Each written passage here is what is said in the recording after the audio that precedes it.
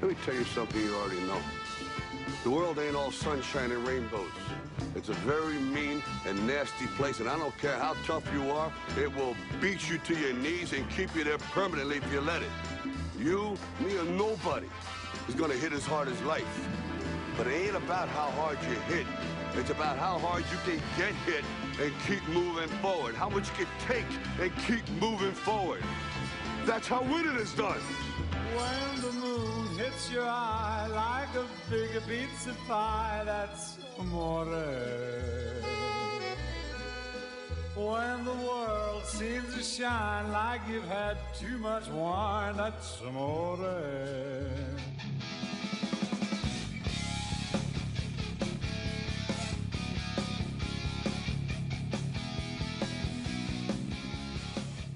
We are atop the Murchison building in downtown Wilmington. Once again this morning, overlooking Battleship, North Carolina. 7 minutes past the top of the hour. Glad to have you with us here on The Big Talker, 106.7 FM. Our call-in number is 910-299-7535. That's 910-299-7535. Well, as we get the program underway this morning, Thursday moving towards the back end of the work week, hot, humid, it's the month of July here in the state of North Carolina. Interested to see as the weekend starts to ramp up how everything is going to shake out just down the river here in Wilmington as the Riverfront Park, the newly named Live Oak Bank Pavilion at Riverfront Park will open for the first time with 3 shows over the weekend and the very popular kind of what from I've gathered over the years, a Grateful Dead Southern sort of twist to the Grateful Dead in Widespread Panic. We'll be playing in front of a sold-out crowd with folks coming from all over the region. I know they have a very heavy following here locally, and it's going to be mayhem over at the park, and I'm just interested to see how all the logistics work out, in addition to, of course, having walked by the park just the other day, all of that nice grass and sod they just laid out in front of the stage, and, the first rainfall, you've got some heat, humidity, thousands of people crowded up in a space, 3 shows back to back to back. We just invested tens of millions of dollars of your taxpayer money into this venue and facility. Interested to see how it all shakes out this weekend.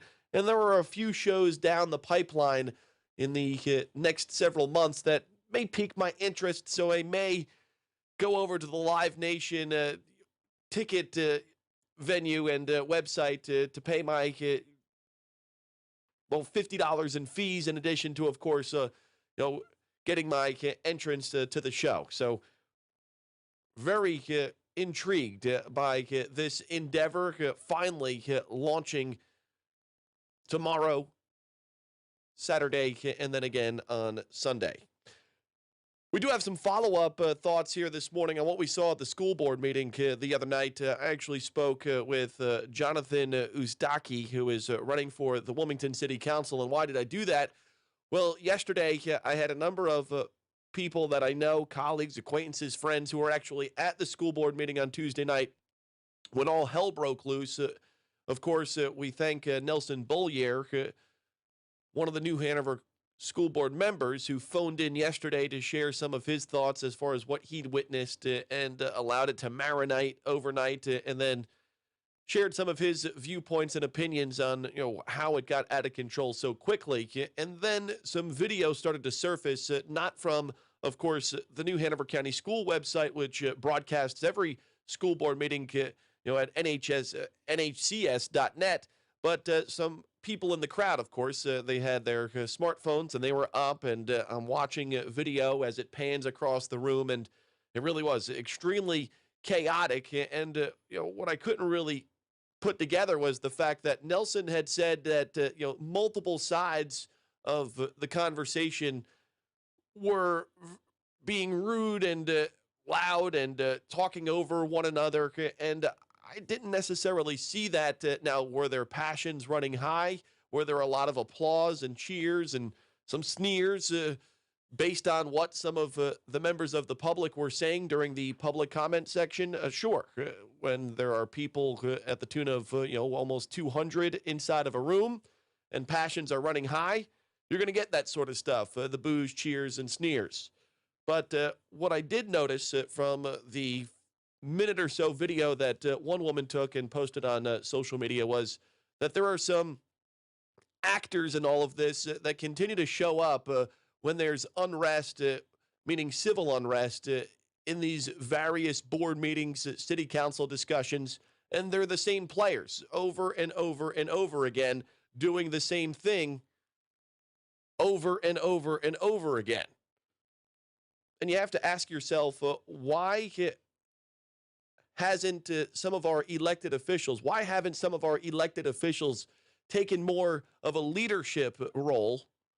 And yes, of course, trying to calm the nerves and the anxiety and the stress that's building up in a room when you've got 200 or so people amped up, fired up, and then somebody comes in and stirs the pot a bit more. But why do we continue to give some of these folks that their sole purpose is to come in, disrupt, disturb, and really bring nothing of any substance to the conversation? They come in and their whole goal is to disrupt. And in fact, if you check their social media pages, they'll tell you that their biggest goal when they go to these meetings is to disrupt the process and to create a situation that leads to turmoil, chaos, and ultimately they get their way because the board or the city council or whichever governing body is overseeing the meeting, there is no one on these committees and boards and councils that have the spine to step up and call these people out for who they are. And as I see this man just walking in circles around the meeting, yelling all sorts of things that, again, bring nothing to the conversation. Listen, if you want to express your comments, grievances, frustrations to the elected body in which you sign up to speak in front of, or you feel passionate about an issue that we are facing in our community, there are ways to go about making your voice heard. Coming in, disrupting, creating chaos doesn't do any good for anyone except yourself. And ultimately, in many instances, as we see not only here in this area, but all over the country, that many of our elected officials do not have the spine to go out on that limb and say, hey, we know you've been here. You continue to disrupt and create a situation that is, well, frankly, unsafe for many as you stir the pot and get people amped up. Ultimately, this could lead down a pathway that no one wants to go down. So, you ever been to a bar or a club? If you see somebody getting a little out of hand, too inebriated, or they start a fight in your establishment, well, they're 86th for good. Their name's on the list, and if they try and get in the door, well, the bouncer says, you're banned. You're out. Why have we not gone down that pathway? Why have our elected officials continue to allow some of these quote-unquote leaders of certain activist organizations in our area, why do we continue to allow these people to come in and disrupt what was, from all intents and purposes, a very, passionate discussion the other day during the public comment section, but not necessarily unsafe, as he and a few others, again, their sole purpose was to disrupt, and that's exactly what they got. A disruption which led the board to postpone the meeting until next week, or they'll pick it up and hold their conversation virtually. And there were a number of different topics on the agenda during Tuesday's New Hanover County School Board meeting that could change the direction of our school from policy standpoints, from a curricula standpoint, for a long time. And to think that, concerned parents, citizens, and members of the community who want to speak up, speak out, speak in favor or against of one issue or the other, they won't have that opportunity to do so in front of their neighbors, their community, and their elected officials. Get the people who are causing these sorts of disruptions the hell out of the room. Have some spine and some courage. Show some leadership. It's pretty simple. There's security, i.e. law enforcement, at every one of these meetings. You make eye contact with the sheriff's deputy, the police officer. Hey, let's escort these people out of here. Let's get them out. And you want to be unruly? All right, well, we'll throw you in cuffs and you're going downtown.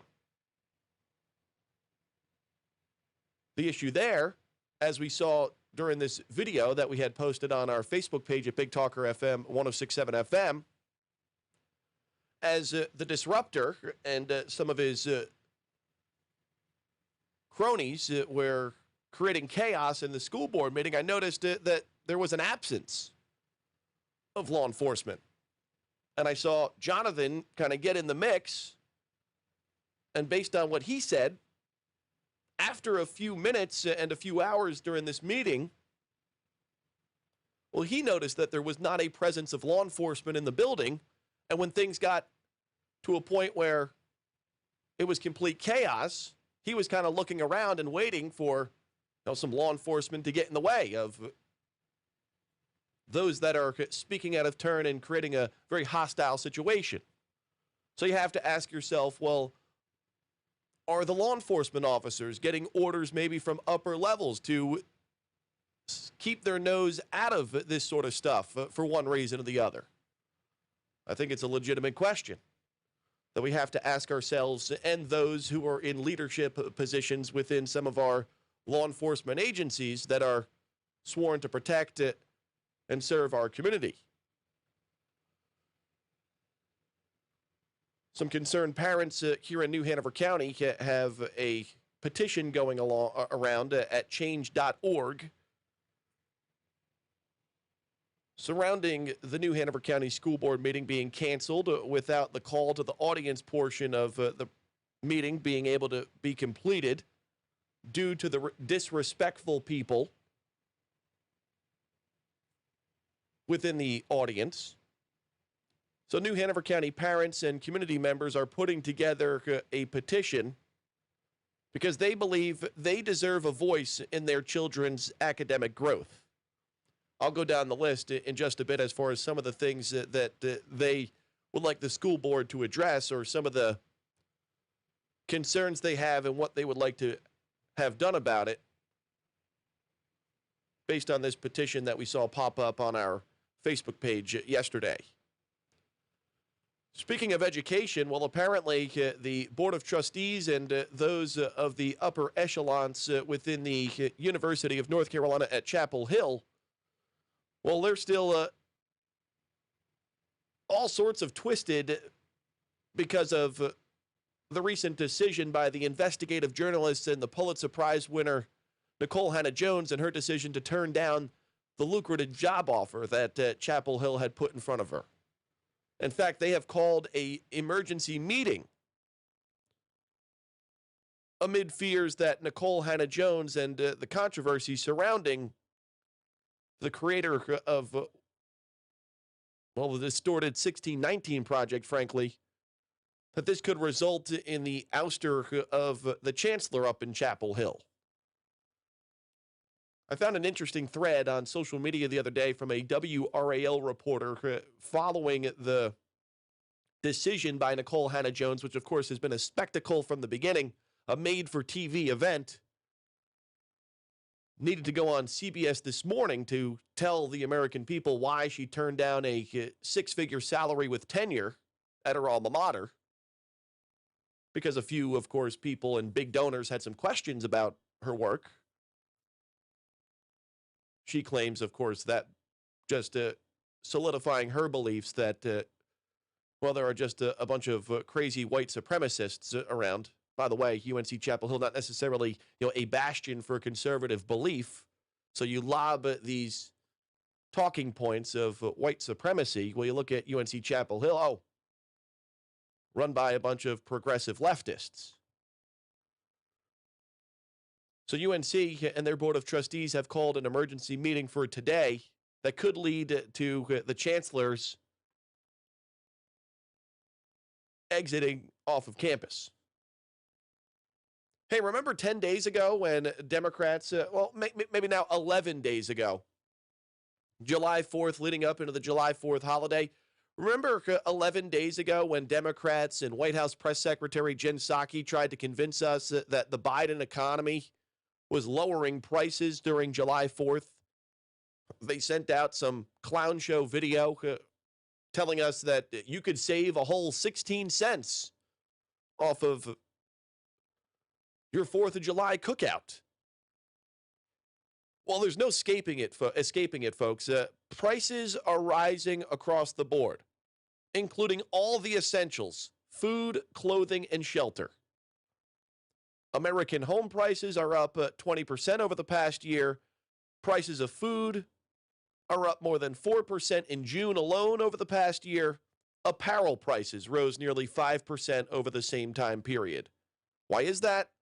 Well, big part of it, of course, in addition to the printing of trillions of dollars by the U.S. Treasury, in addition to that, of course, the cost of fuel continues to rise. And when energy prices go up, everything else is more expensive. So you're paying for more at the pump, and now you're paying more in pretty much every purchase that you make, due in large part to the administration's decision to take us away from this idea that America should be energy independent, that we should rely on our natural resources. And all right, you want to talk about the complete umbrella and portfolio of energy consumption? Sure.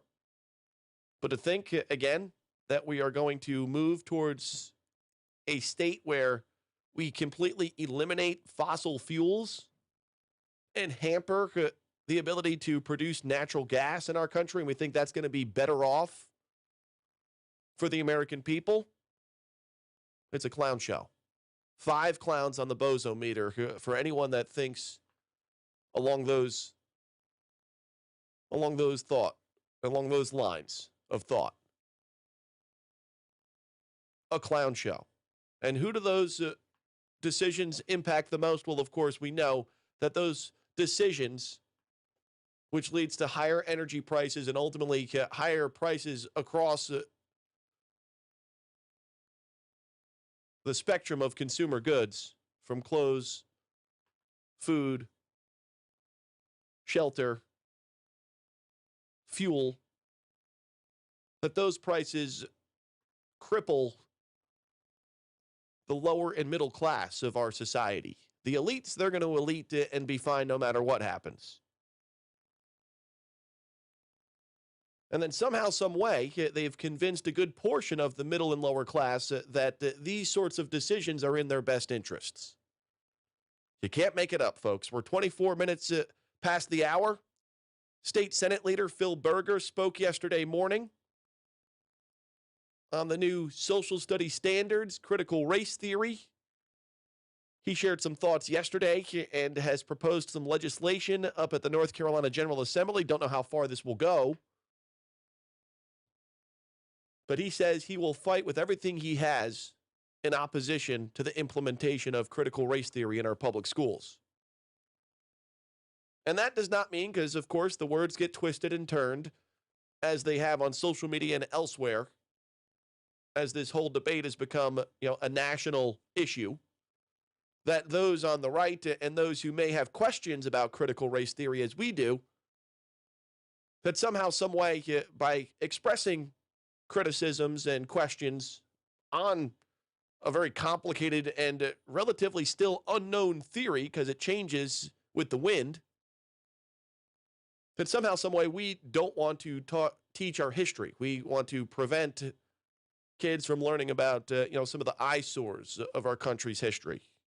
Well, right from the beginning yesterday, the Senate leader stated this: Children must learn about our state's racial past and all of its ugliness, including the cruelty of slavery to the 1898 Wilmington Massacre to Jim Crow. But students must not be forced to adopt an ideology that is being forced upon them through these sorts of theories and ideas. The oppressor versus the oppressed, teaching these ideas to 11-year-old kids. There are a few pieces at CarolinaJournal.com this morning exploring the new social studies standards. In fact, Ray Nothstein has a piece out there giving his ideas as to what our social studies standards should look like. And then, of course, the complete speech, unedited, is also posted this morning at CarolinaJournal.com from State Senate Leader Phil Berger yesterday, who spoke on Wednesday morning on American culture, its impact in North Carolina school districts, and his proposed path forward. I encourage you to go to CarolinaJournal.com and find out what's going on within the halls of the North Carolina General Assembly as it relates to this issue that has gone viral and national. 27 minutes past the hour. If you'd like to call in, 910-299-7535.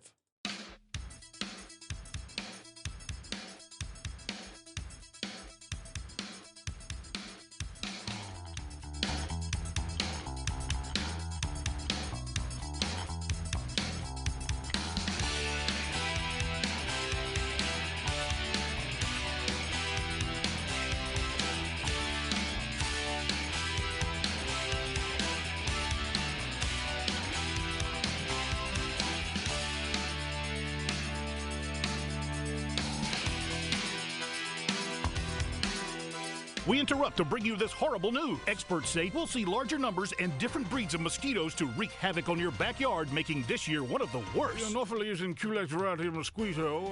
Yeah. Experts also say there is only one defense against this onslaught. Call the Bugman from Bugno Pest Control. That's Mr. Bugno to you, pal. Bugno Pest Control's mosquito-killing formula keeps your yard bug-free. Call Bugno Pest Control, 910-367-2501, or visit BugnoPestControl.com. Take back your yard. Here's 1 minute of tree knowledge in 30 seconds with K.O. Davis. It's important that you have somebody, a trained professional, to trim your trees. There are these guys out there that just hack trees, and that's the worst thing in the world that you can do. Don't let somebody hat rack your trees. That's tree term for hat rack. You know how they just cut a tree and it looks like it's just got like a hat rack? These guys just go up and just cut the trees off, and they don't cut it back to the proper spot. Call us, because we care about your trees. Visit KO's coasttocoasttree.com. Don't let some yahoo hat rack your trees. With a customer referral rating of 96%, Two Men in a Truck Wilmington has proven time and time again they are the top local choice when it comes to all of your moving needs. Offering a wide range of professional moving services, including local and long-distance moving, business relocations, both full or partial packing services and storage, Two Men in a Truck is dedicated to exceed customer expectations and reliability, quality of service, and care. To start your quote, log on to twomenandatruck.com or call 910-210-0224. This is Mark Markley, your host of Recovering Hope. I hope you can tune in this and every Wednesday evening from 6 to 7 and Sunday mornings at 10 to listen to real stories of real hope to recover from drug addiction and how so many have turned tragedies into helping others to know there is hope. You can listen to podcasts of previous shows or contact me at recoveringhope.org. Hey everyone, Ben Hawkins here with Cross Country Mortgage. Rates are still at historic lows, and there has never been a better time to purchase your dream home or refinance your existing. With over 300 loan products including conventional, FHA, VA, USDA, renovation, and jumbo, we are certain we have the right loan product for you and your family. Call me today to be pre-qualified to make the offer on your next dream home. 910-352-3373 or visit my website at lendwithben.com.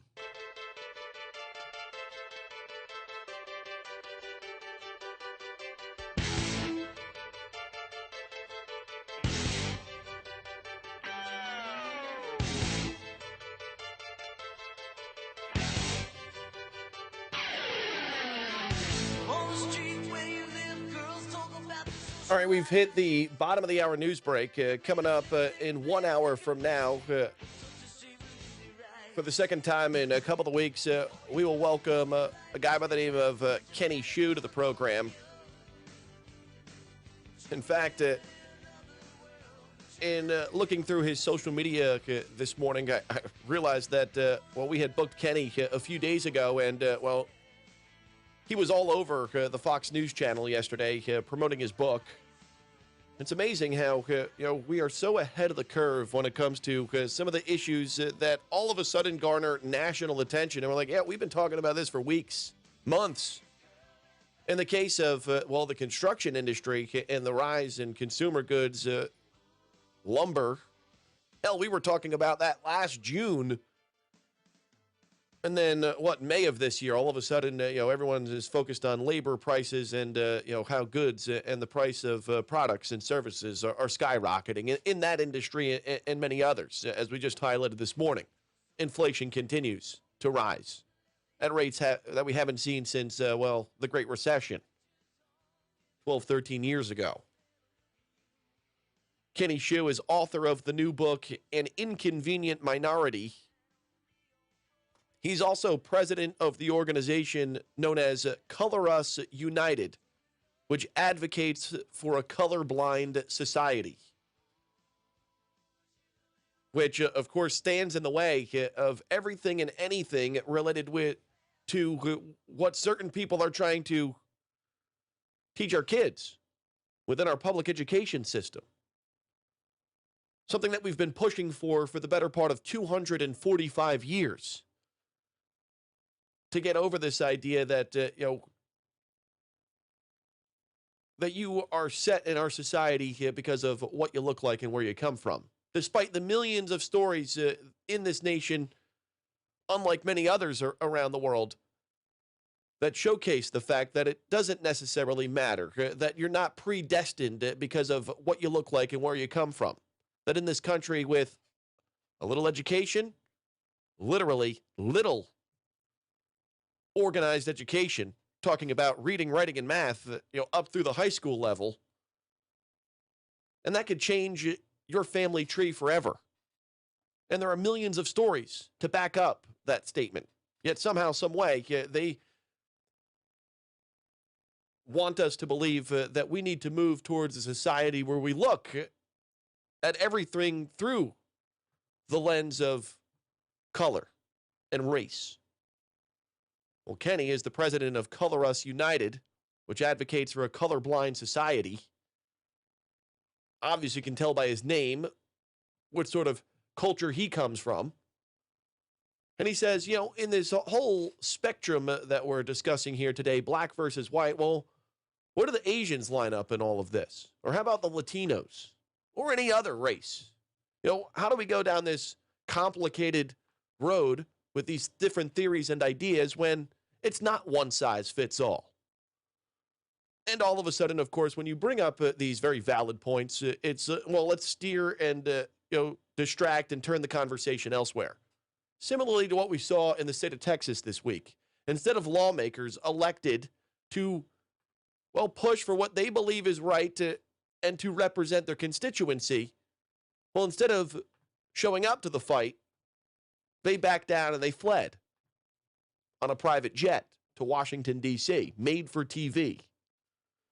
We'll hear from Kenny in just a bit, along with Hanna Cox of the Foundation for Economic Education, one of the best in the business as far as I'm concerned, in the material that their organization turns out at FEE.org. We highlight countless articles from their organization on a weekly basis. We've got some great thoughts from Hanna this morning on those here in our country that are pushing this idea of democratic socialism, as we saw an uprising, and boy, was that squashed real quick in the island of Cuba. Well, you have to wonder why and what happened to all of these protesters that rose last weekend. Well, you have a pretty good idea on where they are today. Hanna says if democratic socialists were honest about their policies, they'd be pointing to places that practice it, like Cuba. But they don't because everyone would be terrified. People are starving there. They can't get basic medicines. And in a time where, well, at first, the Biden administration was trying to run cover and say, well, they're protesting COVID. Well, forever we've been hearing from the nutty professor, Bernie Sanders, and people like him that, well, we should be modeling ourselves, particularly as it relates to health care, like places such as Cuba and others around the country that have gone down this way of government-run health care. So the failed COVID policies of the regime brought the Cuban people out, or was it hunger? It was kind of odd because, well, the nutty professor and many like him have generally credited places like Cuba with, quote-unquote, getting health care right. My thought is maybe that tired talking point needs some revision. It struck me as odd that we haven't heard necessarily from the nutty professor over the past week to talk about getting health care right in Cuba. Hanna Cox will touch on that issue, and we'll also talk about the labor shortage here in our country. New survey out this week by the organization known as Morning Consult. More than 1.8 million unemployed Americans have turned down jobs over the course of the pandemic. Well, they say because of the generosity of unemployment insurance benefits. Who would have thought? We'll touch on that story when we get back, along with Hanna Cox just after 9 o'clock this morning here on the Big Talker FM.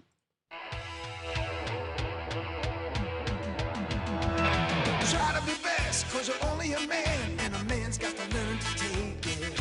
Try to believe, though the going gets rough, that you gotta hang tough to make it. History repeats itself, try and you succeed. Never doubt that you're the one, and you can have your dream. You're the best around, nothing's gonna ever keep you down. You're the best around, and nothing's gonna ever keep you down.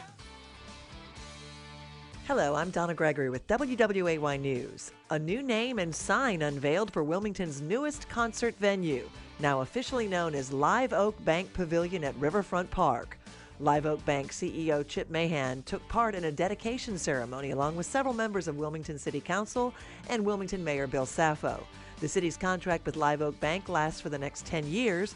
Live Nation will manage the performances at the venue, kicking off this weekend with Widespread Panic. Wilmington Police now joining several other agencies to create the Cape Fear Regional Special Teams. The department pooling resources with Carolina Beach, Wrightsville Beach, UNCW, Leland, and Burgaw, the Pender County Sheriff's Office, and the Wilmington Fire Department.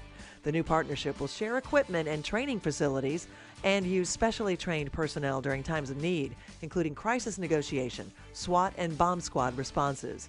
And the film industry in North Carolina is booming, putting us on the path to potentially make 2021 a record year. The Governor's Advisory Council on Film, Television, and Digital Streaming yesterday met to discuss the current state of the industry. So far this year, 72 projects submitted intent to film forms, and 18 were approved for grants. Council Chair Susie Hamilton says this has created more than 20,000 job opportunities and $331 million in direct spending in our state. For more on these stories, head over to WWAYTV3.com. I'm Donna Gregory. Have a great day. Happy Thursday, everybody. I'm WWAY meteorologist Ramel Carpenter with the Storm Track 3 forecast. Not expecting any major changes to our weather pattern as we head into the first half of the weekend. Today, we're expecting temperatures to get back into the low 90s. Inland of the coast, feeling much like the middle and the upper 90s when you factor in the humidity as well. Coastal areas will be topping off in the middle and upper 80s. Not a bad beach day, but we do have a moderate risk for rip currents and a small chance for some isolated showers and storms to develop throughout the afternoon. Get your full forecast on WWAY, WWAYTV3.com. This news and weather is brought to you by Two Men and a Truck. For your free quote, go to twomenandatruck.com. twomenandatruck.com.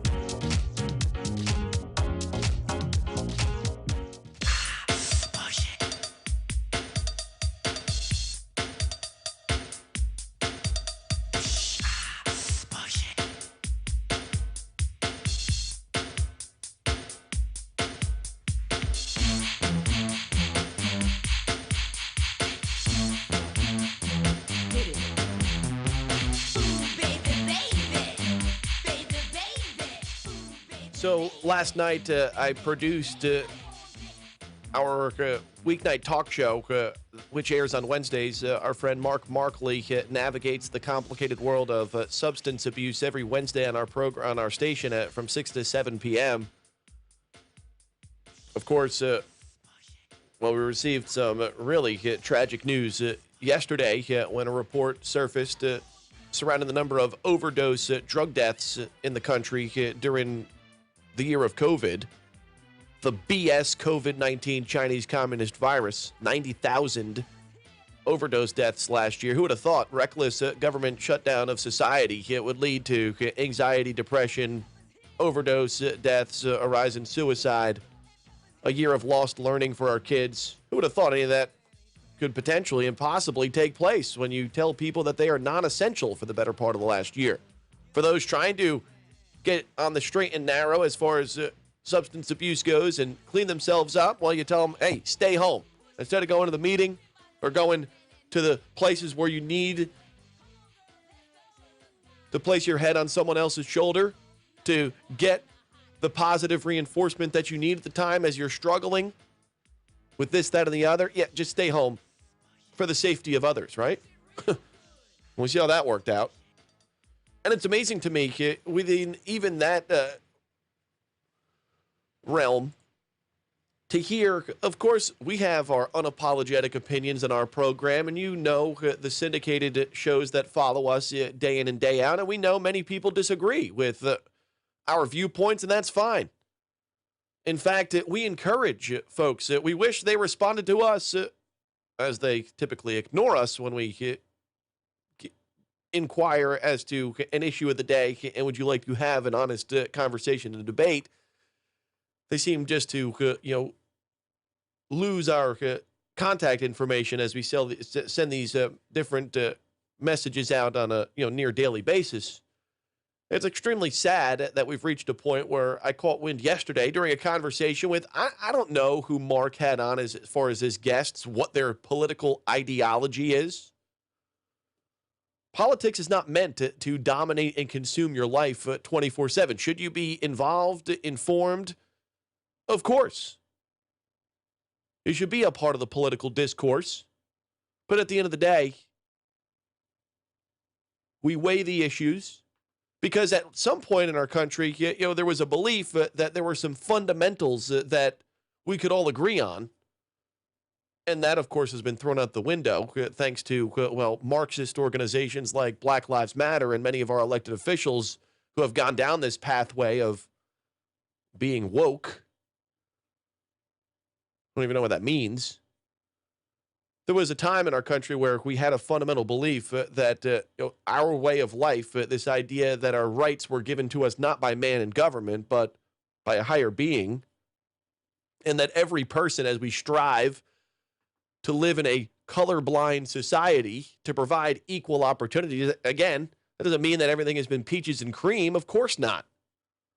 Look how this nation came to its founding and what life was like around Earth leading up into the American Revolution. But never mind all of that stuff. That's just minor details, right? And it's incredible to me. Hey, we put this show on 3 hours a day. Yeah, we're here to entertain, of course, inform, become knowledgeable on issues that, may or may not interest many people. And then to go out when we are around folks and get into discussions surrounding our society, culture, to bring an informed viewpoint to that discussion, to contribute to our society in one way or the other. Not to just walk into a room and scream vulgarities and disrespect others. And it's just sad because, again, Mark had two great guests on yesterday, and I know he has a website where you can get all of his podcasts, and it's not always an easy thing to navigate or something that you may want to listen to and digest. But talk about a pandemic, 90,000 people, overdose deaths, and where the drugs come from. Oh, China. And learning, how these synthetic drugs, such as fentanyl, are basically going from China through South America. They cut it, they mix it, they move it up through Mexico. It comes through the southern border. And, of course, the American people have an appetite for that euphoria, obviously. But to hear that some folks around the community have put their political ideologies in front of telling stories of hope or using this platform to provide resources who may need it or to give and share experiences that could impact who knows who's listening during that time from 6 until 7 or later on when they pick up Mark's podcast.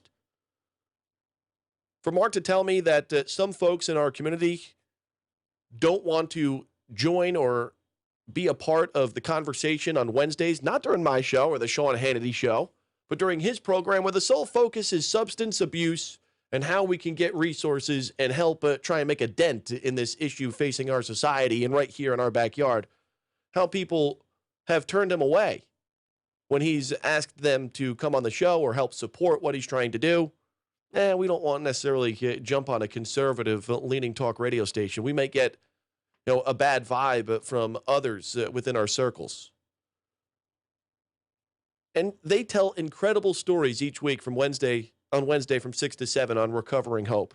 We don't care what you look like, where you come from, or what you believe in when it comes to people that are struggling. We want to help all. And we believe that there should be a safety net of resources to help those that are struggling in our society or that have dealt with circumstances that are a little over maybe the decisions they've made and it's snowballed to a point where it's out of control.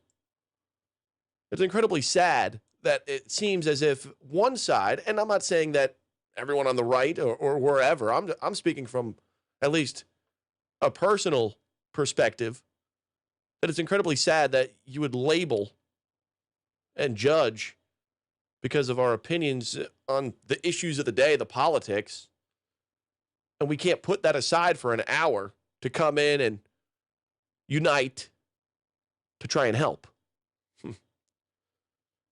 That's real sad. And maybe you should be looking in the mirror.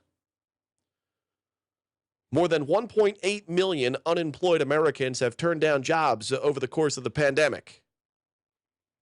Well, why? Well, we've been telling you why for the better part of the last 3 months. And those thoughts reaffirmed yesterday as an organization known as Morning Consult released a poll that you can find across many other news outlets today that are publishing this. Of those surveyed who were actively collecting unemployment benefits, 29% said they had turned down job offers during the pandemic. Among the group who said they had passed on a job, 45% of those people cited the generosity of the benefits, quote, as a major reason why they did not accept the job offer. So you want to send a note to the king of tyranny in the Tar Heel State, King Cooper, as to why he continues to cozy up to the Harris-Biden administration and the extra unemployment benefits as other states have distanced themselves and have seen job searches rise, employment numbers increase, and their economy move forward. All in the while here, we kind of remain stagnant in the state of North Carolina. Based on the 14.1 million Americans who are collecting unemployment benefits as of this week, Morning Consult estimated that 1.84 million Americans had passed on a job due to unemployment benefits during the pandemic, getting paid more to stay home rather than get back out on the job.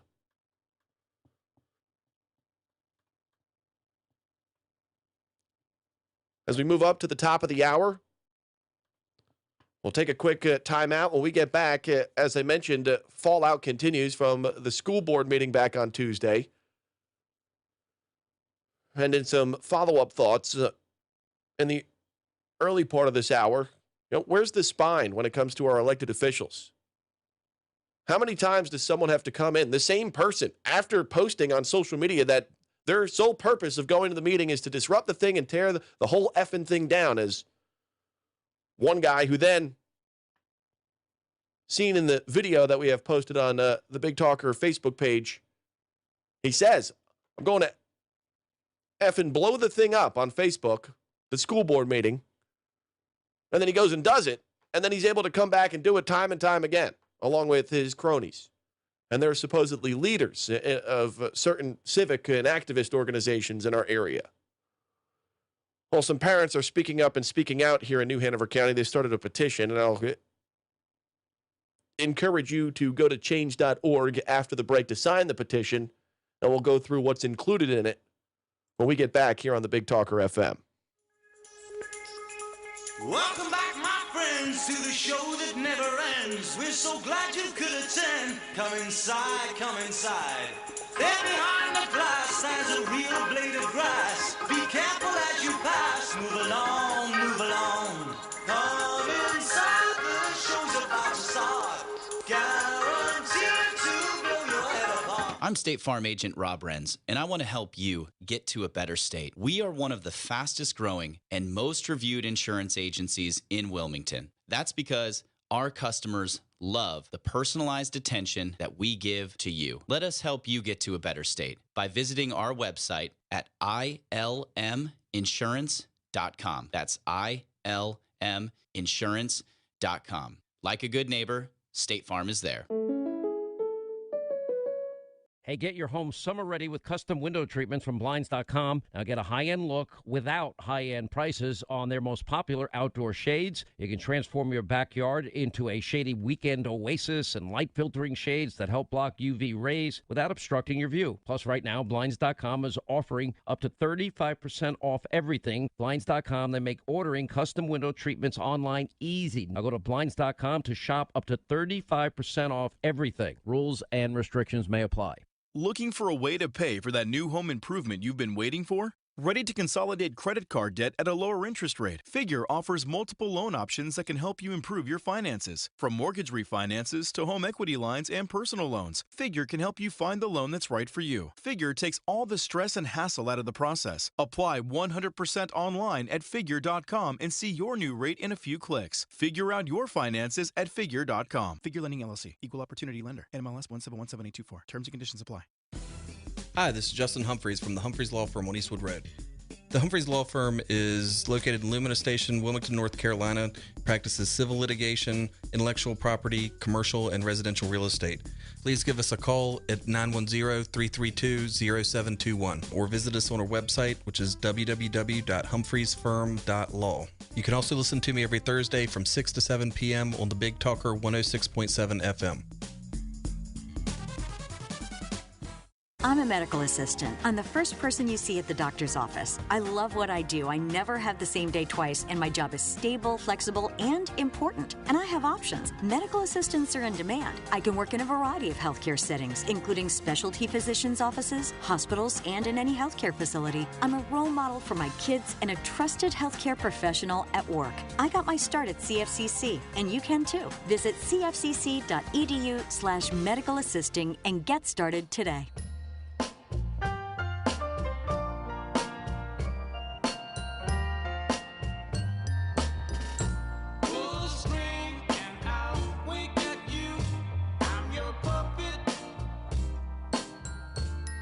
All right, as we head towards the top of the hour, you can't make this stuff up, folks.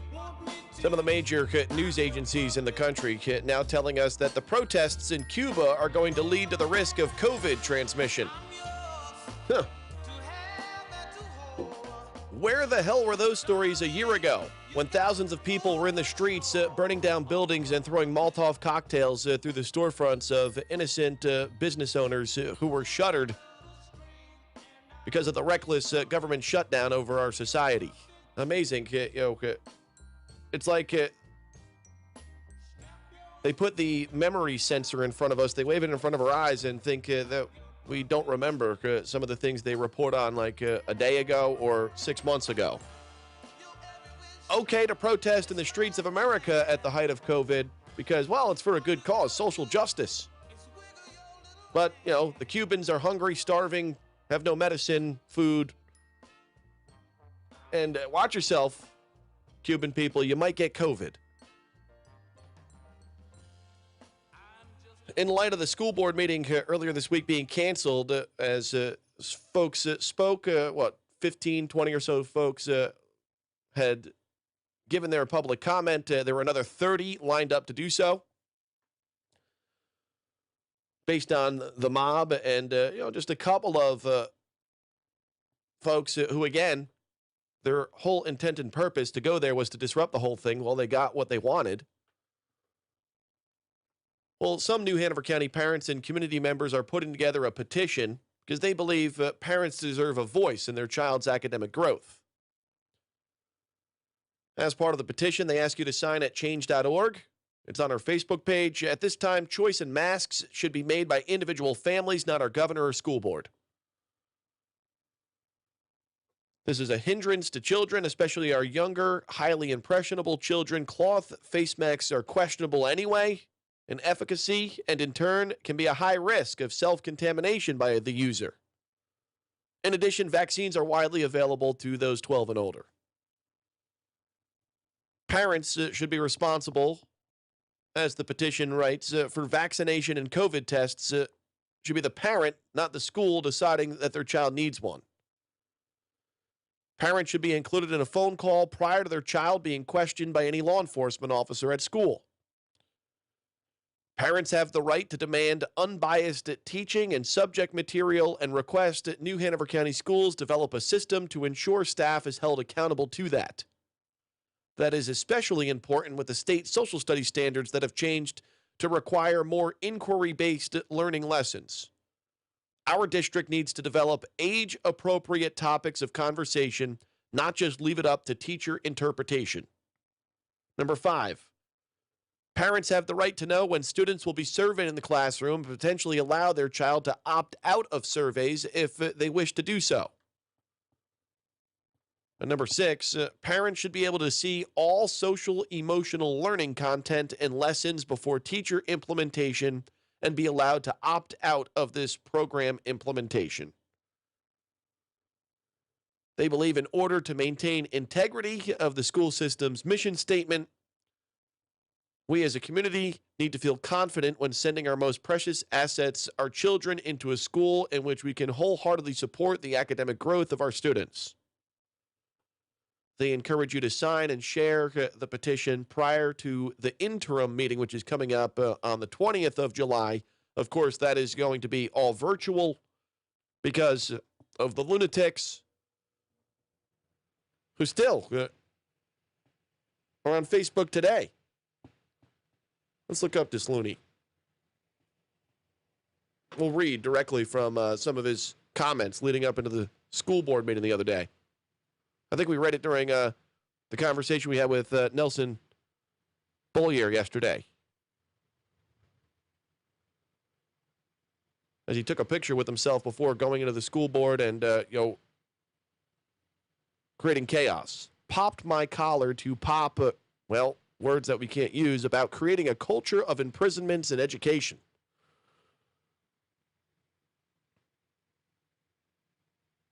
Oh, somehow, some way, some of the other posts that he had posted are now no longer there. Go figure. Again, these activists, and that's not to say we should always advocate for someone's right to speak. It's a part of what this country was founded on, and the most important part of what our country was founded on, the ability to speak your mind. But there are processes, procedures, and guidelines that we should all follow as adults, and to be respectful of others, and to be able to have disagreements. But to just go into a meeting and scream vulgarities and yell and walk in circles and be completely incoherent, and then to have the school board members bow to this, along with the city council, among others, over the years. Get them out. See you later. You're 86th from now on. Why is that such a difficult concept for our elected officials to wrap our heads around? Keeping Leland informed. The Big Talker 106.7 FM WFBT, Carolina Beach. The checks in the mail or will be direct deposited into the bank accounts of more than 35 million American households. Starting today, the government sending out monthly child tax credit payments. President Biden expanded the credit for 1 year as part of his coronavirus relief package passed in March. Some 15 million households will now receive the full credit. The monthly payments amount to $300 for each child 5 and younger and $250 for those between 5 and 17. The payments are set to lapse after a year, but the president is pushing to extend them through at least 2025 and ultimately would like to make them permanent. Republican opponents like Senator Marco Rubio criticized the plan, saying families can qualify for the payment regardless of whether the parents have a job. Ben Thomas, Washington. Senate Majority Leader Chuck Schumer proposes legalizing marijuana at the federal level. The White House, though, not on board with that idea. President Biden lobbying senators to get behind his $3.5 trillion spending plan, funding infrastructure projects, climate change initiatives, and a host of social programs. Republicans have an alternative $1 trillion plan. It focuses exclusively on traditional infrastructure projects, roads, bridges, and mass transit. Desperate pleas for help are heard in the 911 calls made by people who were trapped as a condo tower collapsed in Surfside, Florida, 3 weeks ago. The Champlain Tower, something's going on here. You got to get us out of here. Okay, you're in your apartment right now? Yes, but half the building's gone. 97 bodies recovered from the debris, 8 people still unaccounted for. Roughly 70 wildfires burning across a dozen western states. The weather not helping matters. Thousands of firefighters battling the blazes. Extremely hot conditions, very dry, and in some places it's quite windy. More on these stories at townhall.com. Excuse me, why don't you have life insurance yet? I've got diabetes, and I know the price will be through the roof for the pre-existing condition.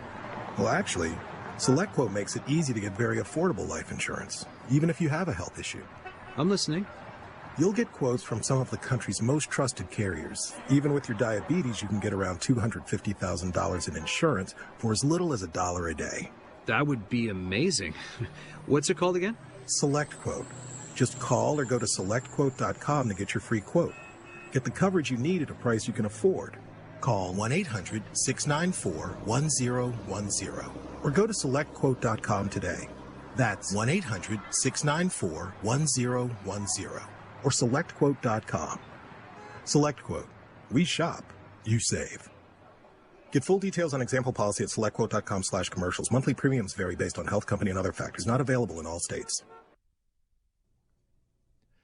The situation in Afghanistan goes from bad to worse. Now a senior UN official warns of a pending humanitarian catastrophe in the troubled country. Dr. Ramiz Alakbarov of the UN has said the humanitarian crisis in Afghanistan is one of the worst in the world and has the potential to become even more severe if it's not stopped now. He said war, displacement caused by violence, and a drought have left 18 million people, that's more than half the country's population, in urgent need of life-saving support. 10 million are at risk of starvation, and half of all the children in the country under the age of 5 are suffering from hunger. That's a BBC's Yogita Lamaye in Kabul. China's government rejecting U.S. accusations of forced labor in Xinjiang. Beijing accusing Washington of damaging global trade after lawmakers endorsed import curbs. News and analysis at townhall.com. President Biden welcomes German Chancellor Angela Merkel to the White House later today. The two leaders are expected to discuss a range of issues, including the ongoing coronavirus pandemic, the rise of China, the Western withdrawal from Afghanistan, and a Russian gas pipeline. The pipeline is a thorny issue because the Biden administration opposes it, arguing that it endangers Europe's energy security. Merkel is retiring after nearly 16 years in office, and this likely will be her last official visit to Washington. Greg Clugston, the White House. At least 8 people have died. Dozens are missing in Germany after heavy flooding turned streams and streets into raging torrents, sweeping away cars, causing some buildings to collapse. At least 2 people were also reported killed in flooding in Belgium. Once again on Wall Street this hour, Dow futures down 153 points. More on these stories at townhall.com.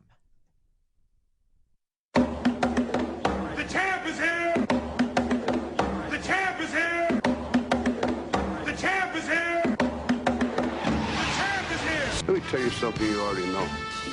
The world ain't all sunshine and rainbows. It's a very mean and nasty place, and I don't care how tough you are, it will beat you to your knees and keep you there permanently if you let it. You, me, or nobody is gonna hit as hard as life. But it ain't about how hard you hit. It's about how hard you can get hit and keep moving forward. How much you can take and keep moving forward. That's how winning is done. When the moon hits your eye like a big pizza pie, that's amore. When the world seems to shine like you've had too much wine, that's amore.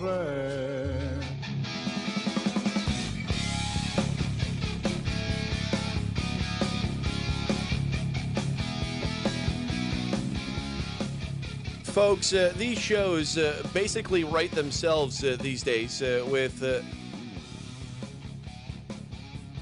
clown show that we see, whether it be here locally, at the state level. It's a bit of a different story in that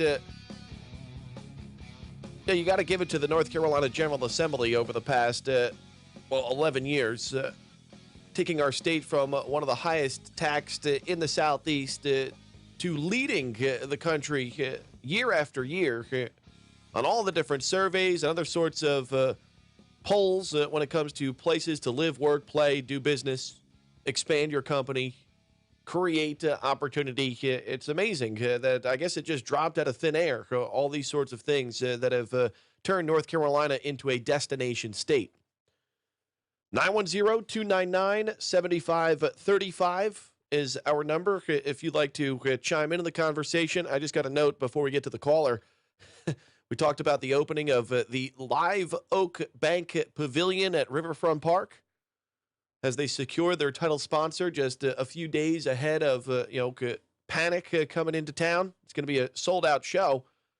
Have a few guys that tune in that are trying to put the finishing touches on that Riverfront Park, and they say it's absolutely chaos right now. What's that side road? I'm not sure the name of the road that goes alongside the PPD building. And as you go down into that circle where you've got the marina, you've got some of the new residential condos, and then you've got the Riverfront Park. He's like, dude, it's absolutely chaos right now. Traffic jam out the yazoo. Residents trying to get out of downtown to go to work. Workers trying to get into the Riverfront Park. There's only one access point, essentially, to get there. Seems to me like it was poorly planned already. We haven't even experienced the first set of shows. And then let's get into the aesthetics of things. You spend $25 million and you're going to place it newly laid sod in the middle of summer where there are thunderstorms that pop up every 15 minutes and one hits there while there are thousands of people on that newly laid sod. How's that all going to work? How many times are we going to have to go back and relay the grass before they decide we need to spend $1 million on synthetic turf to put down there? The heat then that will emit from there. And listen, I love live music and I love concerts. Panic, not up my, avenue. Like the Grateful Dead of the South, they've been around a long time and have, a religious following, which is why the show's sold out in like minutes. Which is why if you're coming to downtown for this, that, or the other, it costs you $400 for a hotel room this weekend. But nonetheless. And to bring people into our city, that's a good thing. But along a Riverfront Park and to see them having to rush it all to get the finishing touches all set up for the show, after it's been delayed time and time again, $20+ million of your money getting invested in that. I mean, I have a feeling that's going to be a big headache after the weekend's over.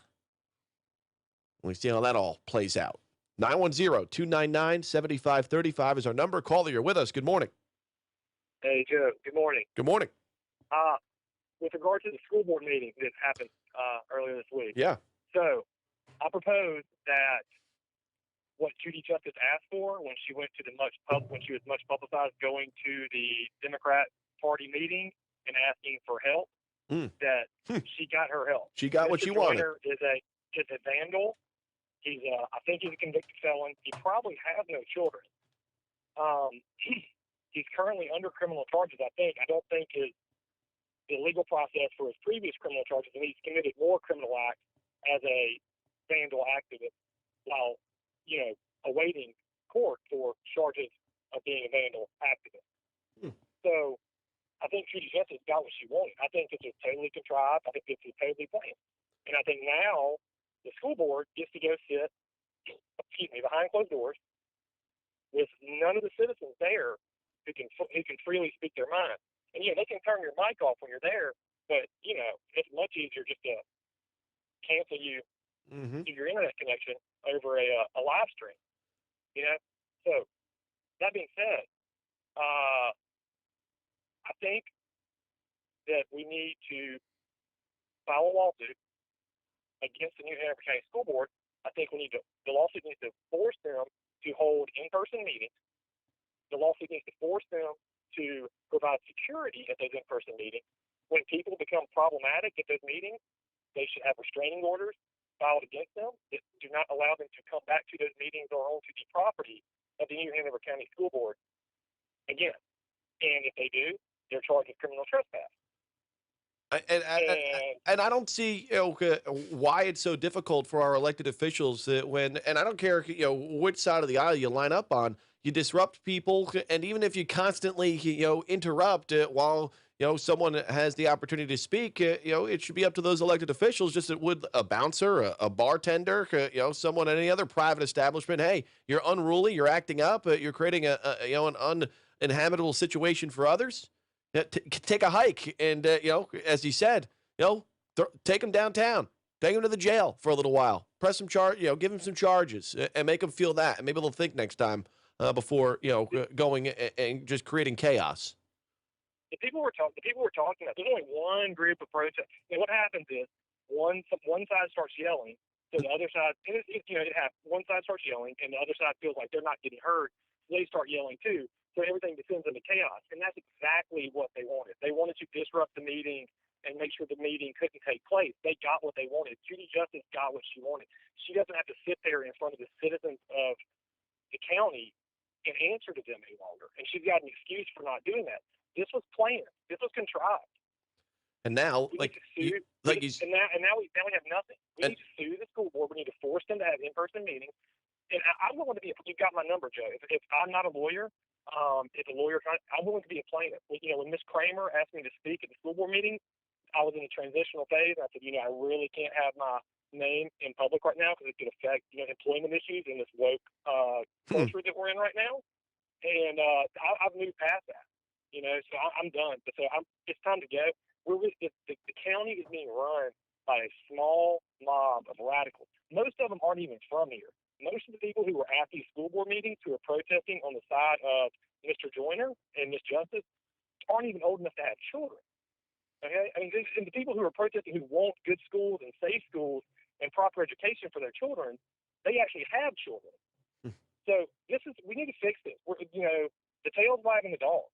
And if the Constitution was put in place to protect the majority from the minority, because the people who wrote the Constitution came from a place where the majority was ruled by a minority.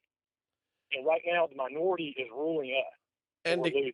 Again, we are totally in favor and even fight for their ability to speak freely during these sorts of meetings. We don't want them to go away. We want them to go up and defend their stance and to speak their mind. But again, there are processes that we all figure out to abide by. Yet, as you said, a certain group or a small group of people just come in with the whole purpose of just creating the chaos with, as you said, they got what they wanted. In that, one of the school board members, in fact, no longer wants, the media to be able to come into their political party headquarters to ask questions, or you have to ask yourself why. Why would you be turning the media away from attention when it comes to political business that your party is conducting, any given day? Why is that? On these issues, there's only one side that's violent. There's only one side that engages in public and private property destruction. And right now, the school board listens to the violent mob that is composed of vandals and other criminal elements over the taxpaying citizens of the county. And that can't stand. And we can't have it. We've got to do something about this, and we have to get together, and we have to work together. So you've got my number. I've got to go. Contact me whenever you want to. anytime you talk, you want to hang out, grab a beer somewhere, let's do it. All right. Thank you for the call at 910-299-7535. And again, and it's the belief of many in the area after having seen this time and time again, that there's basically a ploy. And, maybe if you're tuned in and kind of just, have no feet in the fire, or, you're not interested in getting, this involved and activated. And I can see why. As the caller said, I'm hesitant because I don't want to lose my job. Someone calls me out, and all of a sudden they're calling my company, and I lose my job and my livelihood. And I get it. But the folks who are trying to steer us in this direction that we see from the local level on up, they're smart. They're very tactical in the way they go about their business. So now they interrupt the meeting, so the board decides that, well, because it's unsafe and unruly and chaotic, we're going to hold these meetings virtually, at least the next one, with very important discussions to be had about, your kid's future in the schools and the ways in which certain lessons are taught, or certain policies that have been in place that maybe need to be rescinded.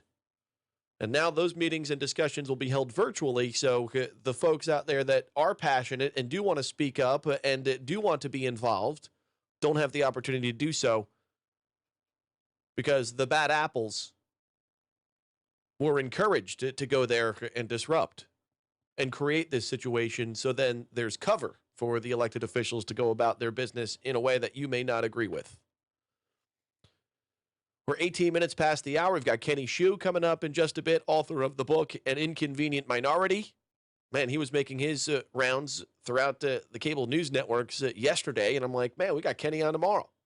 And no, I wasn't watching the cable news networks. Still living out on that New Year's resolution, 6 months and 15 days into the year. I noticed it on social media yesterday that his name and face was popping up in voice all over the Fox News channel yesterday. The founder of the organization known as Color Us United, advocating for a colorblind society. He's like, I'm an Asian dude. What do I line up in all this? Oppressor, oppressed. We don't have to go too far back into our history to see how Asian people have been oppressed and, put into internment camps, but never mind that. And despite all of the oppression, somehow, some way, folks of that culture are able to rise to the top in our country through hard work, hitting the books. A cultural thing. But somehow, some way, they don't fit in this line of thinking when it comes to oppress, oppressor, black and white. Well, that's because it's a little bit more than just black and white in our society. It says, where is my voice in this whole conversation? Which is why he penned the book, An Inconvenient Minority. We've got Hanna Cox, also of the Foundation for Economic Education, coming up, along with the boys from the Southeast Republican Men's Association. Stay tuned.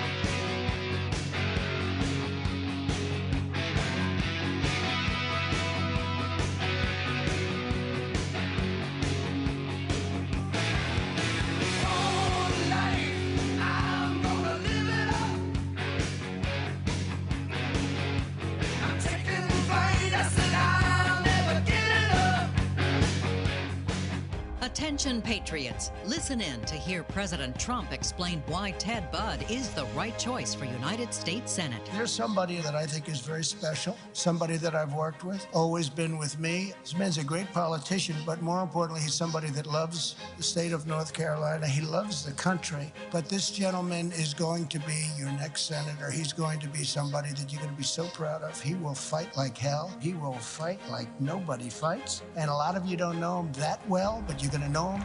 Ted Budd. I am giving him my complete and total endorsement. We're going to work with him. We're going to campaign with him. You can't pick people that have already lost 2 races. You can't pick people that have already lost 2 races and do not stand for our values. So I'm going with Congressman Ted Budd, complete and total endorsement. I'm Ted Budd, and I approve this message. Paid for by Ted Budd for Senate. See the video at tedbudd.com. The Wilmington Cape Fear Home Builders Association serves as the advocate for the building industry, advancing professionalism and promoting community involvement. We are a positive force for responsible growth while protecting property rights and the privilege of home ownership. 3 out of every 5 jobs is touched in some manner by construction in our region. Growth generates jobs, maintains our property values, and builds and updates our infrastructure. Join us Friday mornings for the Construction Connection with the Wilmington Cape Fear Home Builders Association and the Big Talker FM. Folks, we all know ongoing road construction and traffic can weigh heavy on your vehicle. Since 2006, O'Leary's Automotive Repair has provided comprehensive repair services at affordable prices to get you back on the road in no time. Their ASE-certified technicians will help you find a cost-effective repair and maintenance alternatives. O'Leary's has multiple locations in the area in Hampstead, Leland, the Myrtle Grove area, Ogden, and Wrightsboro. O'Leary's Automotive Repair, a trusted, locally owned business since 2006. Hey everyone, Ben Hawkins here with Cross Country Mortgage. Rates are still at historic lows, and there has never been a better time to purchase your dream home or refinance your existing. With over 300 loan products including conventional, FHA, VA, USDA, renovation, and jumbo, we are certain we have the right loan product for you and your family. Call me today to be pre-qualified to make the offer on your next dream home. 910-352-3373 or visit my website at lendwithben.com. Hear Tom Goolsby on the Joe Catenacci Show. People with common sense know that the entire theory of socialism is one big lie. The Big Talker 106.7 FM.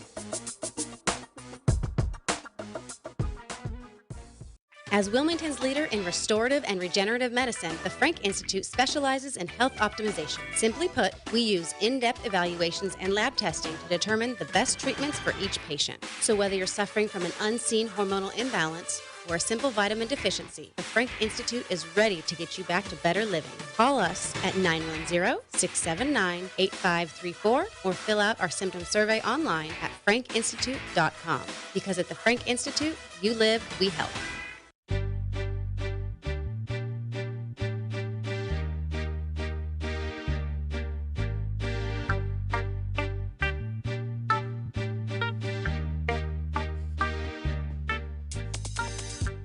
23 minutes past the hour, and to piggyback off the last caller's thoughts surrounding our school board meeting, the fallout from Tuesday's mess of a situation that got out of hand in due part because there was a lack of intestinal fortitude by those who are in the elected capacity. I'd have no problem being an umpire and just be like, you're out. Get out of here. Get him out. Somehow, some way. Also, I don't know, where were the law enforcement officers that should help keep control over these sorts of things when these public meetings get out of control, to create a sense of comfort for those who are there trying to speak up and share thoughts and become informed on the issues of the day facing, well, in this case, our children within our public schools. Yesterday, I caught up, as I said, with Jonathan Ustaki. He's a candidate for Wilmington City Council, and I caught up with him because I saw a video surface on social media of the chaos inside the meeting, and all of a sudden he got his nose in that mess of a situation because of the loonies that are out there just trying to create chaos and stir up animosity. And Jonathan wanted to spend some time on our program here this morning, so he's with us on the phone line. Jonathan, it's a pleasure. Thanks for calling in. Good morning. Thank you. Good morning. How you doing, Joe? I'm hanging tough. I mean, these shows write themselves these days. You don't have to do much research because it's just a clown show out there when you see these videos surface. And, you got your nose involved the other day. And just I want to, just give you a platform here to share your thoughts as to why you decided that you needed to stand up and try and get in the way and, what you have seen kind of play out over the course of your time getting involved in this, political discourse. Well, First of all, thank you for the opportunity to be here with you guys today.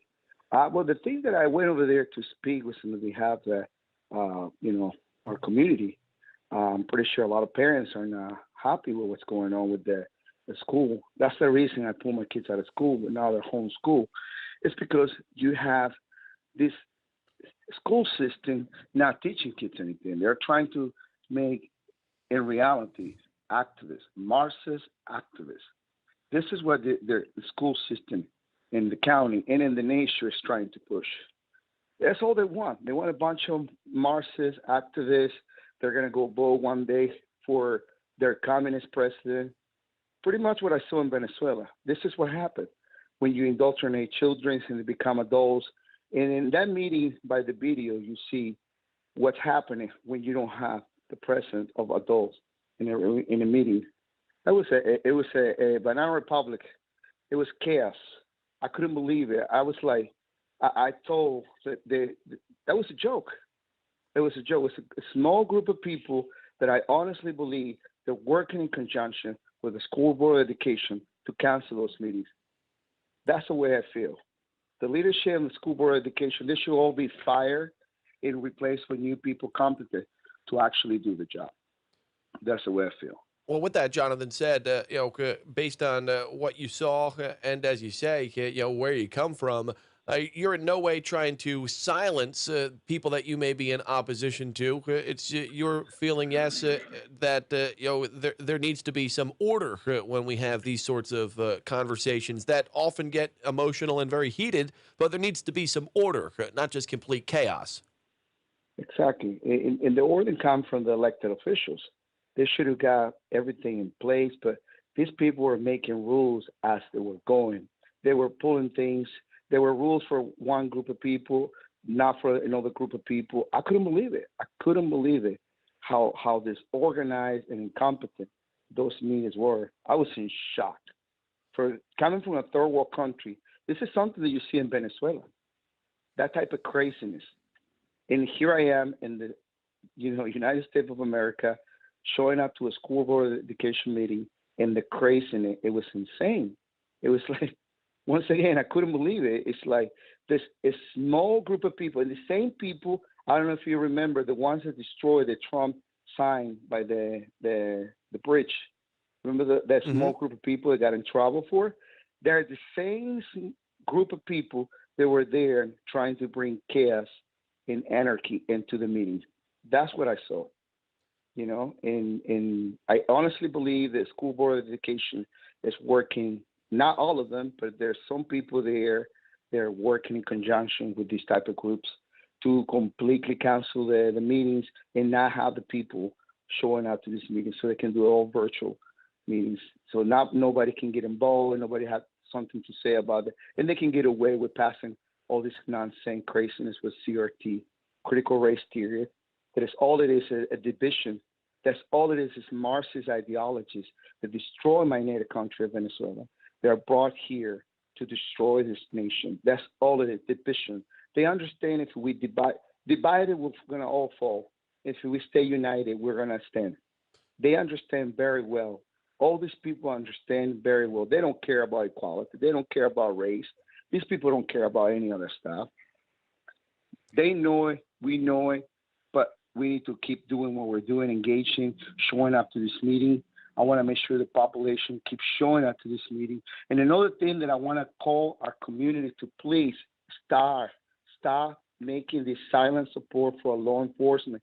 I noticed that the law enforcement were there, but you can see that the law enforcement in our community look helpless because they understand if they do their job, they're going to get in trouble. If they do their job, there are going to be some people in our elected official office. They're going to go after them just to make a career on their political career. So I can see our law enforcement right now being completely against the wall. And we need, as a community, to stand up and be loud in the support. And I'm going to be that person if I have to be, the loud support for the law enforcement in our communities. I'm sick and tired of that. I came to this country to looking for peace and tranquility, and I cannot believe it. That little by little, this is turning into it's going to turn into a third world country if we don't do something and turn everything around. So we need to make sure we elect strong candidates in office. They're going to stand up against all this nonsense, anarchy, Marxist ideologies are running willy-nilly on our streets. We need to make sure we stop that and not elect candidates that are going to be just biased and trying to just play the role, take the pictures on Facebook. And I'm not into that type of thing.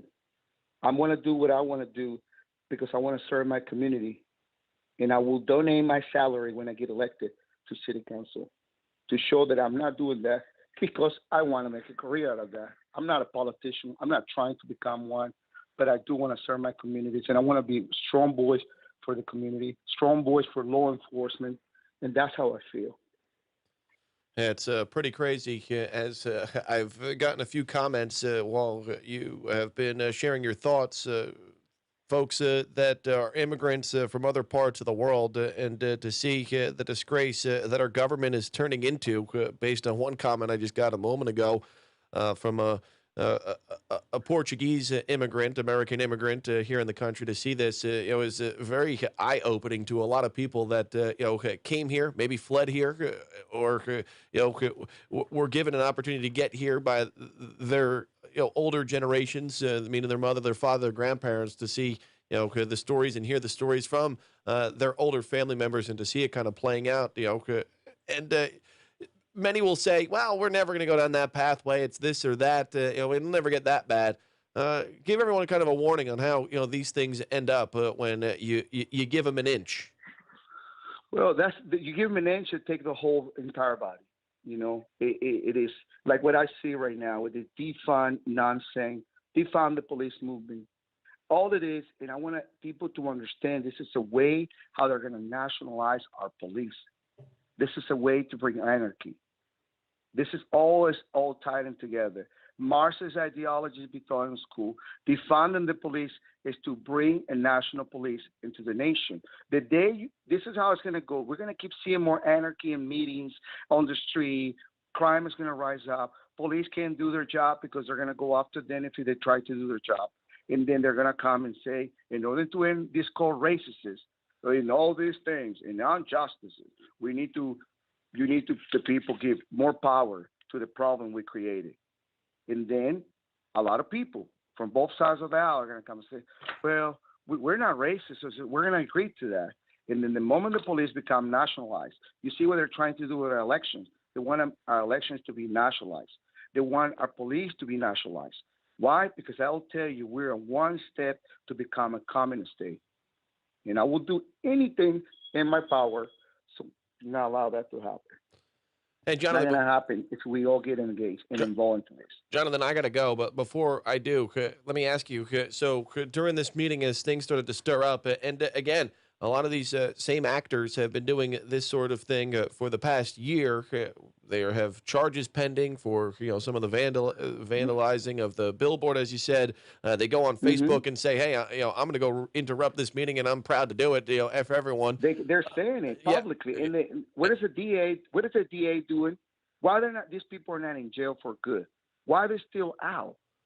Well, why are these people still out creating anarchy all over the city? So it's your thought, though, and we're kind of just forecasting here, but it's your thought that you feel that maybe law enforcement they think they feel that they've got their hands tied. That if they went and had to throw the guy on the ground and put him on cuffs, given all the cameras around and given all the heightened tension, the tension, media will jump probably. Yeah, the media probably would jump and make a scene, and some political hacker in an elected official will make a career out of that.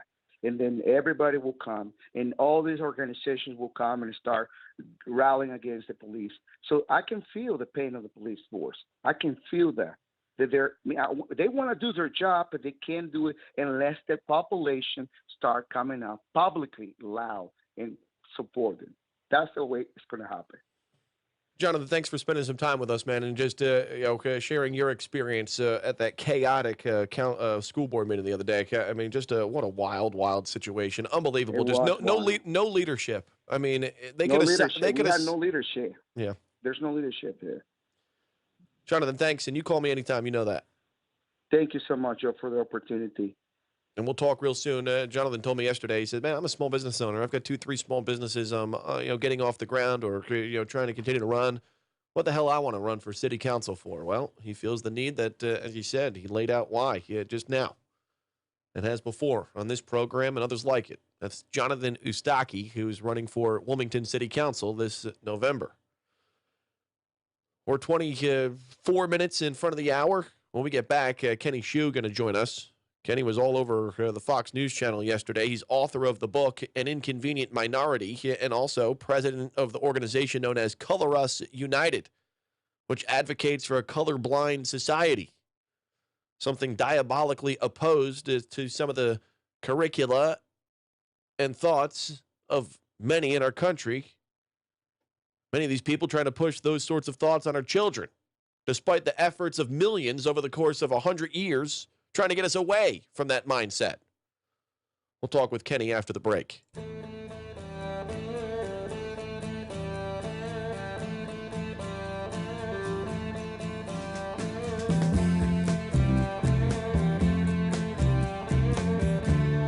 passed up on the stair. We spoke of was and when. Hello, I'm Donna Gregory with WWAY News. A new name and sign unveiled for Wilmington's newest concert venue, now officially known as Live Oak Bank Pavilion at Riverfront Park. Live Oak Bank CEO Chip Mahan took part in a dedication ceremony along with several members of Wilmington City Council and Wilmington Mayor Bill Saffo. The city's contract with Live Oak Bank lasts for the next 10 years. Live Nation will manage the performances at the venue, kicking off this weekend with Widespread Panic. Wilmington Police now joining several other agencies to create the Cape Fear Regional Special Teams. The department pooling resources with Carolina Beach, Wrightsville Beach, UNCW, Leland, and Burgaw, the Pender County Sheriff's Office, and the Wilmington Fire Department. The new partnership will share equipment and training facilities and use specially trained personnel during times of need, including crisis negotiation, SWAT, and bomb squad responses. And the film industry in North Carolina is booming, putting us on the path to potentially make 2021 a record year. The Governor's Advisory Council on Film, Television, and Digital Streaming yesterday met to discuss the current state of the industry. So far this year, 72 projects submitted intent to film forms, and 18 were approved for grants. Council Chair Susie Hamilton says this has created more than 20,000 job opportunities and $331 million in direct spending in our state. For more on these stories, head over to WWAYTV3.com. I'm Donna Gregory. Have a great day. Hi, I'm Dr. Gabe Frank of the Frank Institute, and I want to tell you about our IV vitamin, infusion, and hydration therapies. These IVs are the most effective treatment for vitamin and nutrition deficiencies available, and with our wide range of offering, your treatment can be tailored to your specific needs. Whether you struggle with hydration or nutritional deficiency, injury recovery, low energy, please feel free to check out our IV infusions today. Schedule an appointment at 910-679-8534 or check out all our treatment services at www.frankinstitute.com. Happy Thursday, everybody. I'm WWAY meteorologist Ramel Carpenter with the Storm Track 3 forecast. Not expecting any major changes to our weather pattern as we head into the first half of the weekend. Today, we're expecting temperatures to get back into the low 90s. Inland of the coast, feeling much like the middle and the upper 90s when you factor in the humidity as well. Coastal areas will be topping off in the middle and upper 80s. Not a bad beach day, but we do have a moderate risk for rip currents and a small chance for some isolated showers and storms to develop throughout the afternoon. Get your full forecast on WWAY, WWAYTV3.com. This news and weather is brought to you by 2 Men and a Truck. For your free quote, go to 2menandatruck.com. 2menandatruck.com.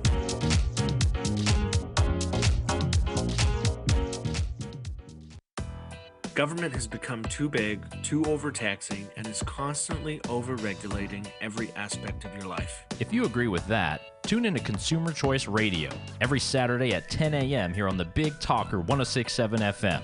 With me, Yael Osowski. And me, David Clement. For an hour, you'll get expert analysis on what the government is sinking its teeth into next, and how you, as a consumer, can push back. ConsumerChoiceRadio.com. O'Leary's Automotive Repair has multiple locations in the area in Hampstead, Leland, the Myrtle Grove area, Ogden, and Wrightsboro. O'Leary's Automotive Repair, a trusted, locally owned business since 2006.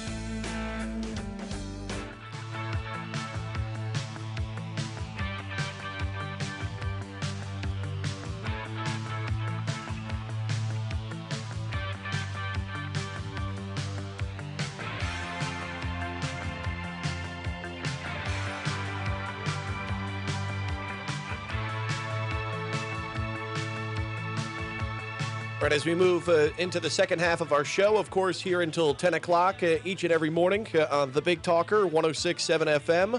You can find us at bigtalkerfm.com, our live audio stream available through our website, video portion of the show.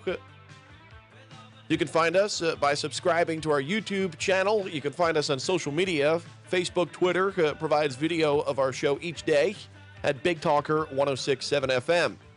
Also, our mobile app available for you iPhone and Android users.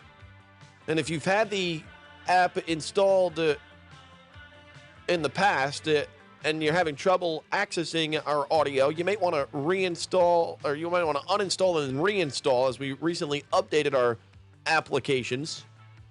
So just a little word of advice there if you're having trouble picking us up on your phone. That's at Big Talker 106.7 FM in the Apple iStore for your iPhone and the Google Play Store for your Android. Kenny Xu is with us, author of the book An Inconvenient Minority, president of Color Us United, which advocates for a colorblind society. And it's like, where are we? Looney Tune land. We've been working for 200 years to steer away from determining, outcomes based on what you look like, to live in a colorblind society. And now there's a movement in our country that all they want to do is focus on what we look like and where we come from and how that determines your status in the social order. Makes absolutely no sense to me. How about you, Kenny? It's a little confusing these days, this world we're living in. Well, where you come from does not determine your status in your social order. Certainly your color does not determine your status in your social order. The standard deviation for all races in terms of their socioeconomic success is high. There are many successful black people in this country, and Asian Americans inconvenience the left's critical race theory narrative because even though they are a minority and they have been discriminated against through hard work and perseverance and study hours, Asian Americans study twice as many hours as the average person, they are able to achieve success in America. So no, I do not buy critical race theory. And that's what my book, An Inconvenient Minority, which is just released, is talking about. Hey, Kenny, I caught you on social media yesterday. I mean, hell, you were everywhere and anywhere across the cable news networks. And I'm saying, man, I got him lined up tomorrow. And it seems like, this little local radio talk show is ahead of the curve. We come up with issues, we invite people on, and then all of a sudden, we see you plastered all over cable news yesterday. I'm like, well, I enjoy that, and of course, you want to promote your ideas, and I think it does need more of a national and global, sort of platform. And we're just tuckered in on the coast of North Carolina. But I was like, man, Kenny is making the rounds and making solid points across the board. I mean, it's not like, your culture and people that have come before you, well, they've dealt with their fair share of oppression right here in the United States, but they haven't let that determine, their future. And as you kind of just laid out, despite still getting pushback from some of the highest levels of learning and education in our country, somehow you're still able to find a way to survive and thrive in our culture. Why do you think that is? Well, first of all, I enjoy the national exposure, but it is you, the local readers, who buy books. And, it's you who's been able to propel my book, An Inconvenient Minority, up the Amazon charts, up to number 2, right under White Fragility. So I really appreciate that. And I really look forward to more. But the points that I've been making, I think the reason why it's resonated with such a large audience is because the whole leftist race narrative just does not comport with people's actual experience of their lives, because people are seeing so many different people, so many different backgrounds and races be able to achieve the American dream. Yes, I talk about Asians have been discriminated in the U.S., but guess what? Asians have faced much more oppression in their home countries than in the U.S. I mean, if you look at Mao's Cultural Revolution, how many Chinese they killed, or Cambodia, Pol Pot, how many Cambodians that they killed. They fled to the U.S. to escape oppression and to build the American dream. And it just shows if you're given a fair shake in this country, then you can achieve anything you want. Kenny, in your conversations and in your interactions, particularly with those on the levels of higher education, what's that been like? Because we've seen stories, particularly within the Ivy League schools. I know last time we talked, we had shared that you grew up around the Princeton, New Jersey area, which is right around the neck of the woods where I grew up. What's kind of the mindset of the white liberal elitist, progressive, any other term you want to use these days, when it comes to folks like yourself and others that are trying to just live, thrive, and I said, try to make a better life for yourself, your loved ones, and your family? It's managerial. White liberal elites, what you need to understand about them, especially those that I grew up with in the Princeton area and also at Harvard, is they love grouping people. They love grouping people because it allows them to see the world in this very simplistic way in which they feel like they're capable of making a difference, or other things that these high achievers are taught. And, all of these people tend to go to McKinsey, management consulting. They love to group people because grouping people just makes them easier to manage. So this is the result of the elite mindset, this whole idea of race. And it, of course, denies the inherent individual experiences that make everybody's lives particularly peculiar. One of the things that I took from one of the appearances he made yesterday that I found on social media was the fact that you kind of made mention of this group thought and how we're striving away, as imperfect as men are, from the beginning of time.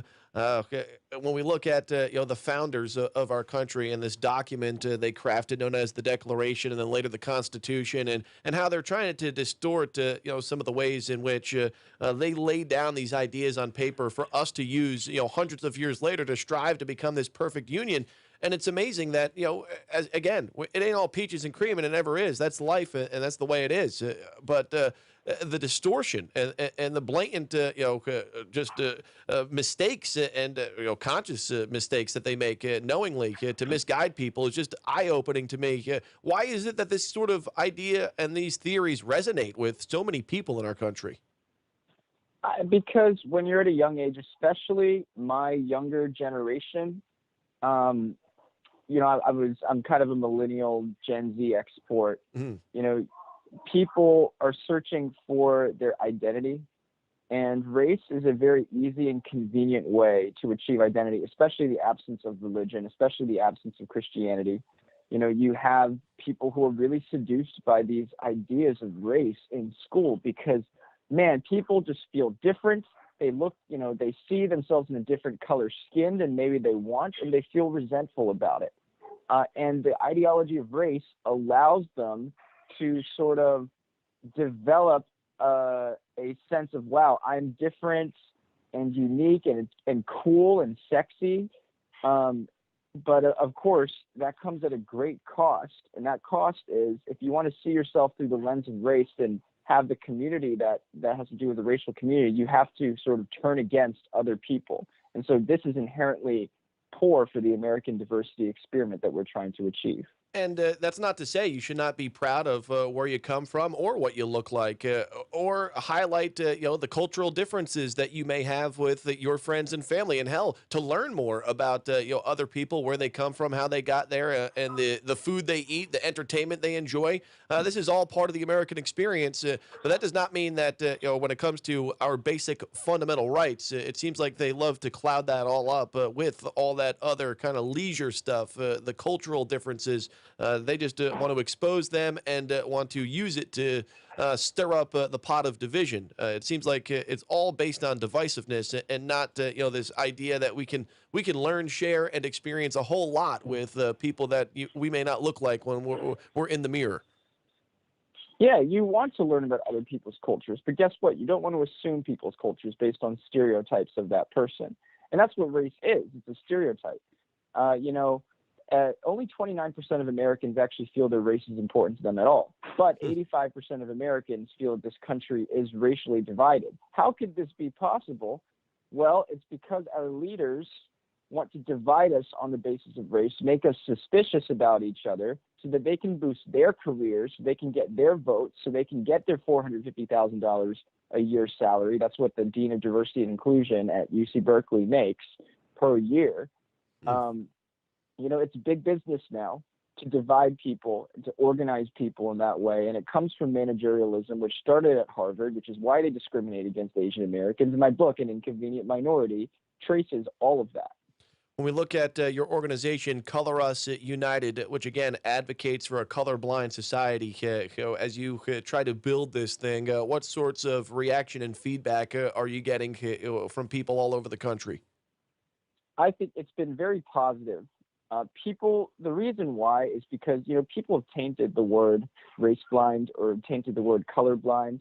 And the left had attempted to destroy this term by suggesting that it means that we don't see people's differences. Of course, we see people's differences, but guess what?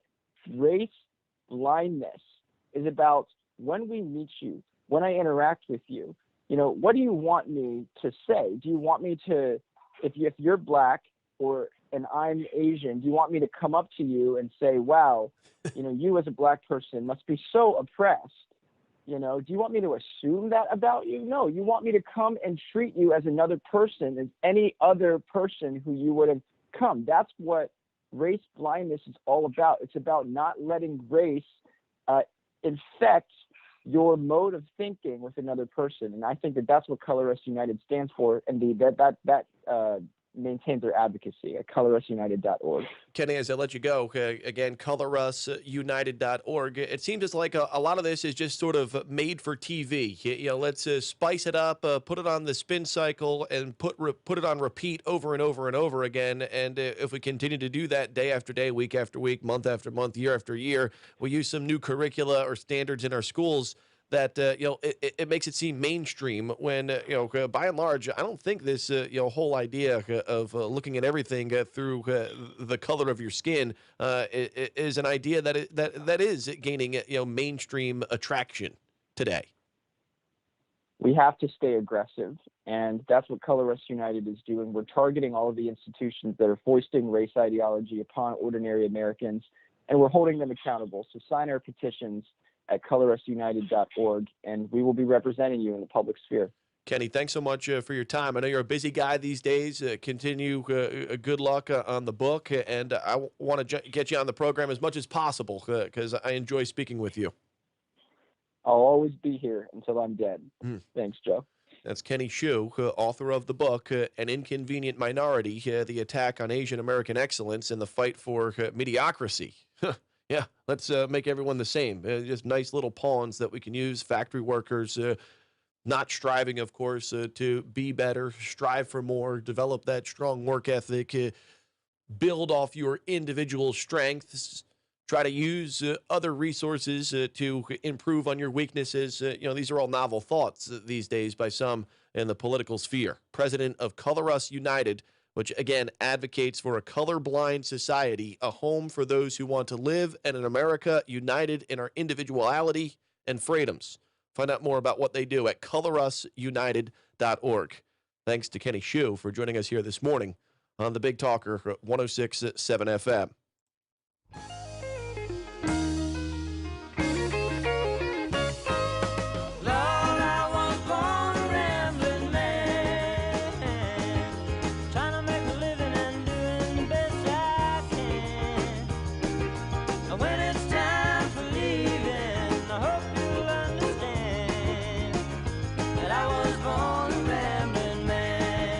To bring you this horrible news. Experts say we'll see larger numbers and different breeds of mosquitoes to wreak havoc on your backyard, making this year one of the worst. Anopheles and Culex variety mosquito. Yeah. Experts also say there is only one defense against this onslaught. Call the Bugman from Bugno Pest Control. That's Mr. Bugno to you, pal. Bugno Pest Control's mosquito-killing formula keeps your yard bug-free. Call Bugno Pest Control, 910-367-2501, or visit bugnopestcontrol.com. Take back your yard.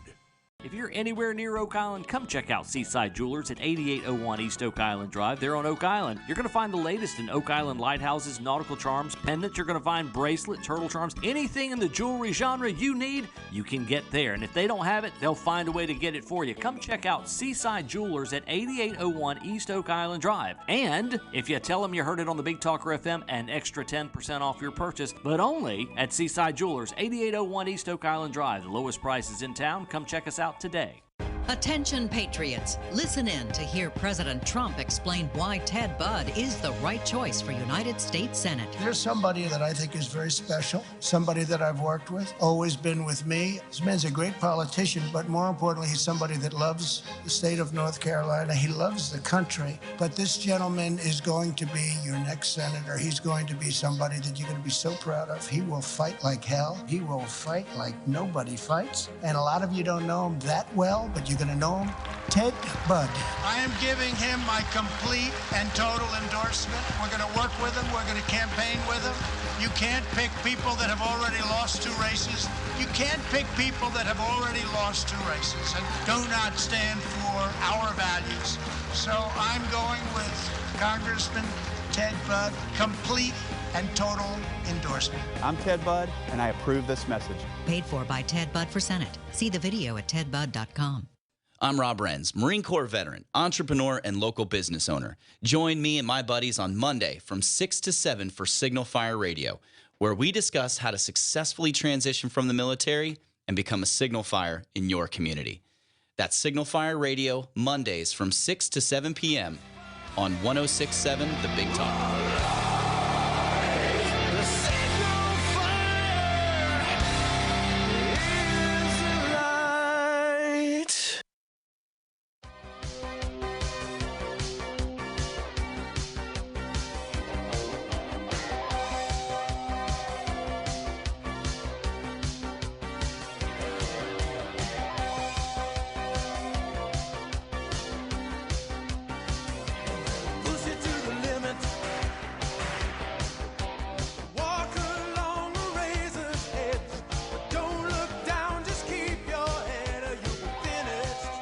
Nine 299-7535. I have a few minutes before we go to the top of the hour. If you'd like to contribute.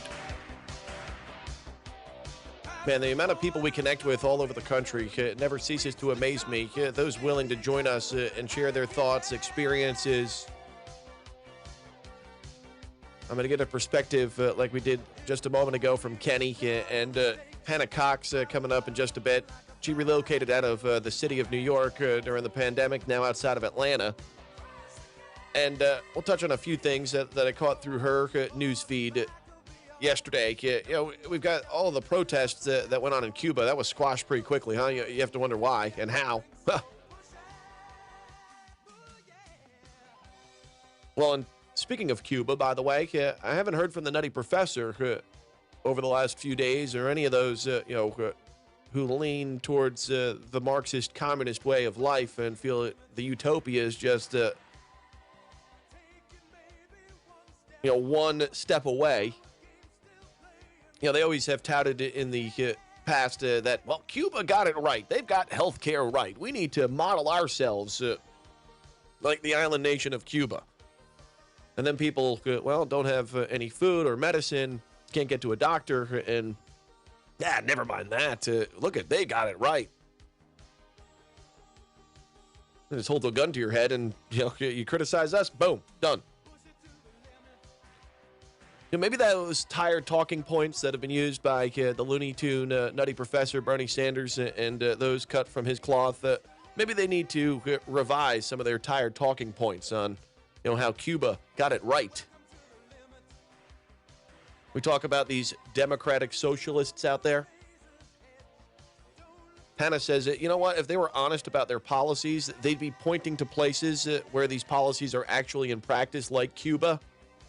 Yet somehow, when the people are uprising, well, they're nowhere to be found. How does that all work? We'll talk with Hanna on that note, along with the fact that she believes the country's labor market, no doubt in a precarious position right now, she believes it's about to get worse. She'll tell us why. More than 1.8 million unemployed Americans have turned down jobs over the course of the pandemic. Well, good portion of them say because of the generosity of unemployment insurance benefits. Those extra goodies still find in the bank accounts of unemployed North Carolinians. New survey out yesterday highlighting, what we have been talking about for the better part of the last few months. Hanna says our labor market is about to get worse. And she'll tell us why after the break here on the Big Talker FM.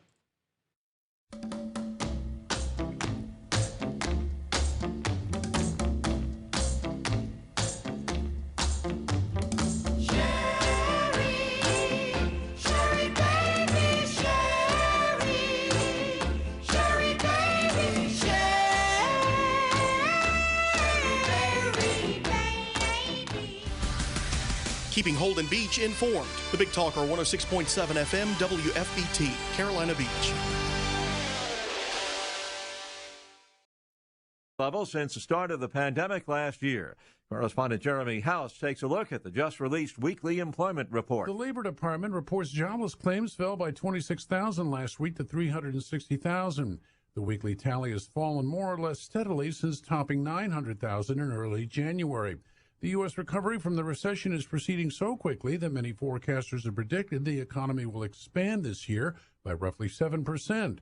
The rollout of COVID-19 vaccines has sharply reduced new viral cases despite a recent uptick. The bank accounts of more than 35 million American families will be getting a boost starting today. The IRS sending out the first round of monthly child tax credit payments. This is just extra money that's going into people's bank accounts who need help the most. So the president felt it was important to elevate this issue, to make sure people understand this is a benefit that will help them as we still work to recover from the pandemic and the economic downturn. White House Press Secretary Jen Psaki, from now till year's end, qualified families will get a payment of up to $300 per month for each child under 6 and up to $250 per month for older children.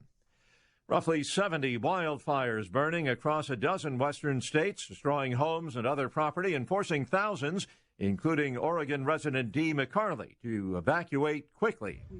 Gathered up what we could, got the cats, and the fire was right there. We could hear the roar. It was like a freight train. Powerful thunderstorms roared across parts of central Iowa last night, spawning at least 2 destructive tornadoes. Watching Wall Street, Dow futures down 152 points, NASDAQ futures off 1. More on these stories at townhall.com. Mounds and mounds of fur. Our hairballs have hairballs. Our cat Mama, she's 10 years old. She has dandruff and an oily coat. I have 2 cats, Big P and Daisy. Daisy sheds like crazy. If you love your pets as much as I do, you want to do what's best for them, to live long, healthy, happy lives. DINOVITE.com. I just tried this wonderful Catalicious Dynovite for cats, and my cat has been on it for 2 weeks. She is not scratching anymore. She's not chewing anymore. It is just the best. I was thrilled when I heard Dynovite for cats was coming out because I'd seen the changes in my dog. To introduce my cats to Dynovite, I took the advice from Dynovite and put their food on top of just a scoop in the bowl, just to get them used to it, because I know if I even switch one little thing, they put their nose up to it. There was not one problem. Dynovite for life. You won't believe how happy your cat will be. DINOVITE.com. The European Union's top court issues a ruling on the wearing of religious garb in the workplace. One of the women in Germany worked in a childcare centre, the other at a pharmacy. Both were suspended after they started to wear a headscarf to work. After considering their case, the court said employers were justified in banning any visible form of religious belief if it genuinely helped bosses present a neutral image towards customers or prevented social disputes. Today's ruling, which will be condemned by some faith and human rights groups, reinforces a judgment 4 years ago in the case of a receptionist in Belgium who was fired for wearing a headscarf at work. And that's the BBC's Nick Beake. Rescuers pumping out water trying to find 14 construction workers trapped by a flood in a highway tunnel under construction in southern China. Rescuers have not been able to contact the workers since the early morning flood. Breaking news and analysis, townhall.com. For more than 20 years, software company Kaseya labored in relative obscurity, but that ended when cyber criminals exploited it in early July for a massive ransomware attack that snarled businesses around the world and escalated U.S.-Russia diplomatic tensions. But it turns out that attack wasn't the first cybersecurity problem to hit the Miami-based company and its core product, which IT teams use to remotely monitor workplace computer systems and other devices. In 2014, the company's own founders sued Casilla in a dispute over responsibility for a security flaw that allowed hackers to hijack customer computers for a cryptocurrency scheme. Keith Peters, Washington. President Biden lobbying senators to get behind his $3.5 trillion spending plan, funding infrastructure projects, climate change initiatives, and a host of social programs. More on these stories at townhall.com. The champ is here! The champ is here! The champ is here! The champ is here! Let me tell you something you already know. The world ain't all sunshine and rainbows. It's a very mean and nasty place, and I don't care how tough you are, it will beat you to your knees and keep you there permanently if you let it. You, me, or nobody is gonna hit as hard as life. But it ain't about how hard you hit. It's about how hard you can get hit and keep moving forward. How much you can take and keep moving forward. That's how winning is done. When the moon hits your eye like a big pizza pie, that's amore. When the world seems to shine like you've had too much wine, that's amore.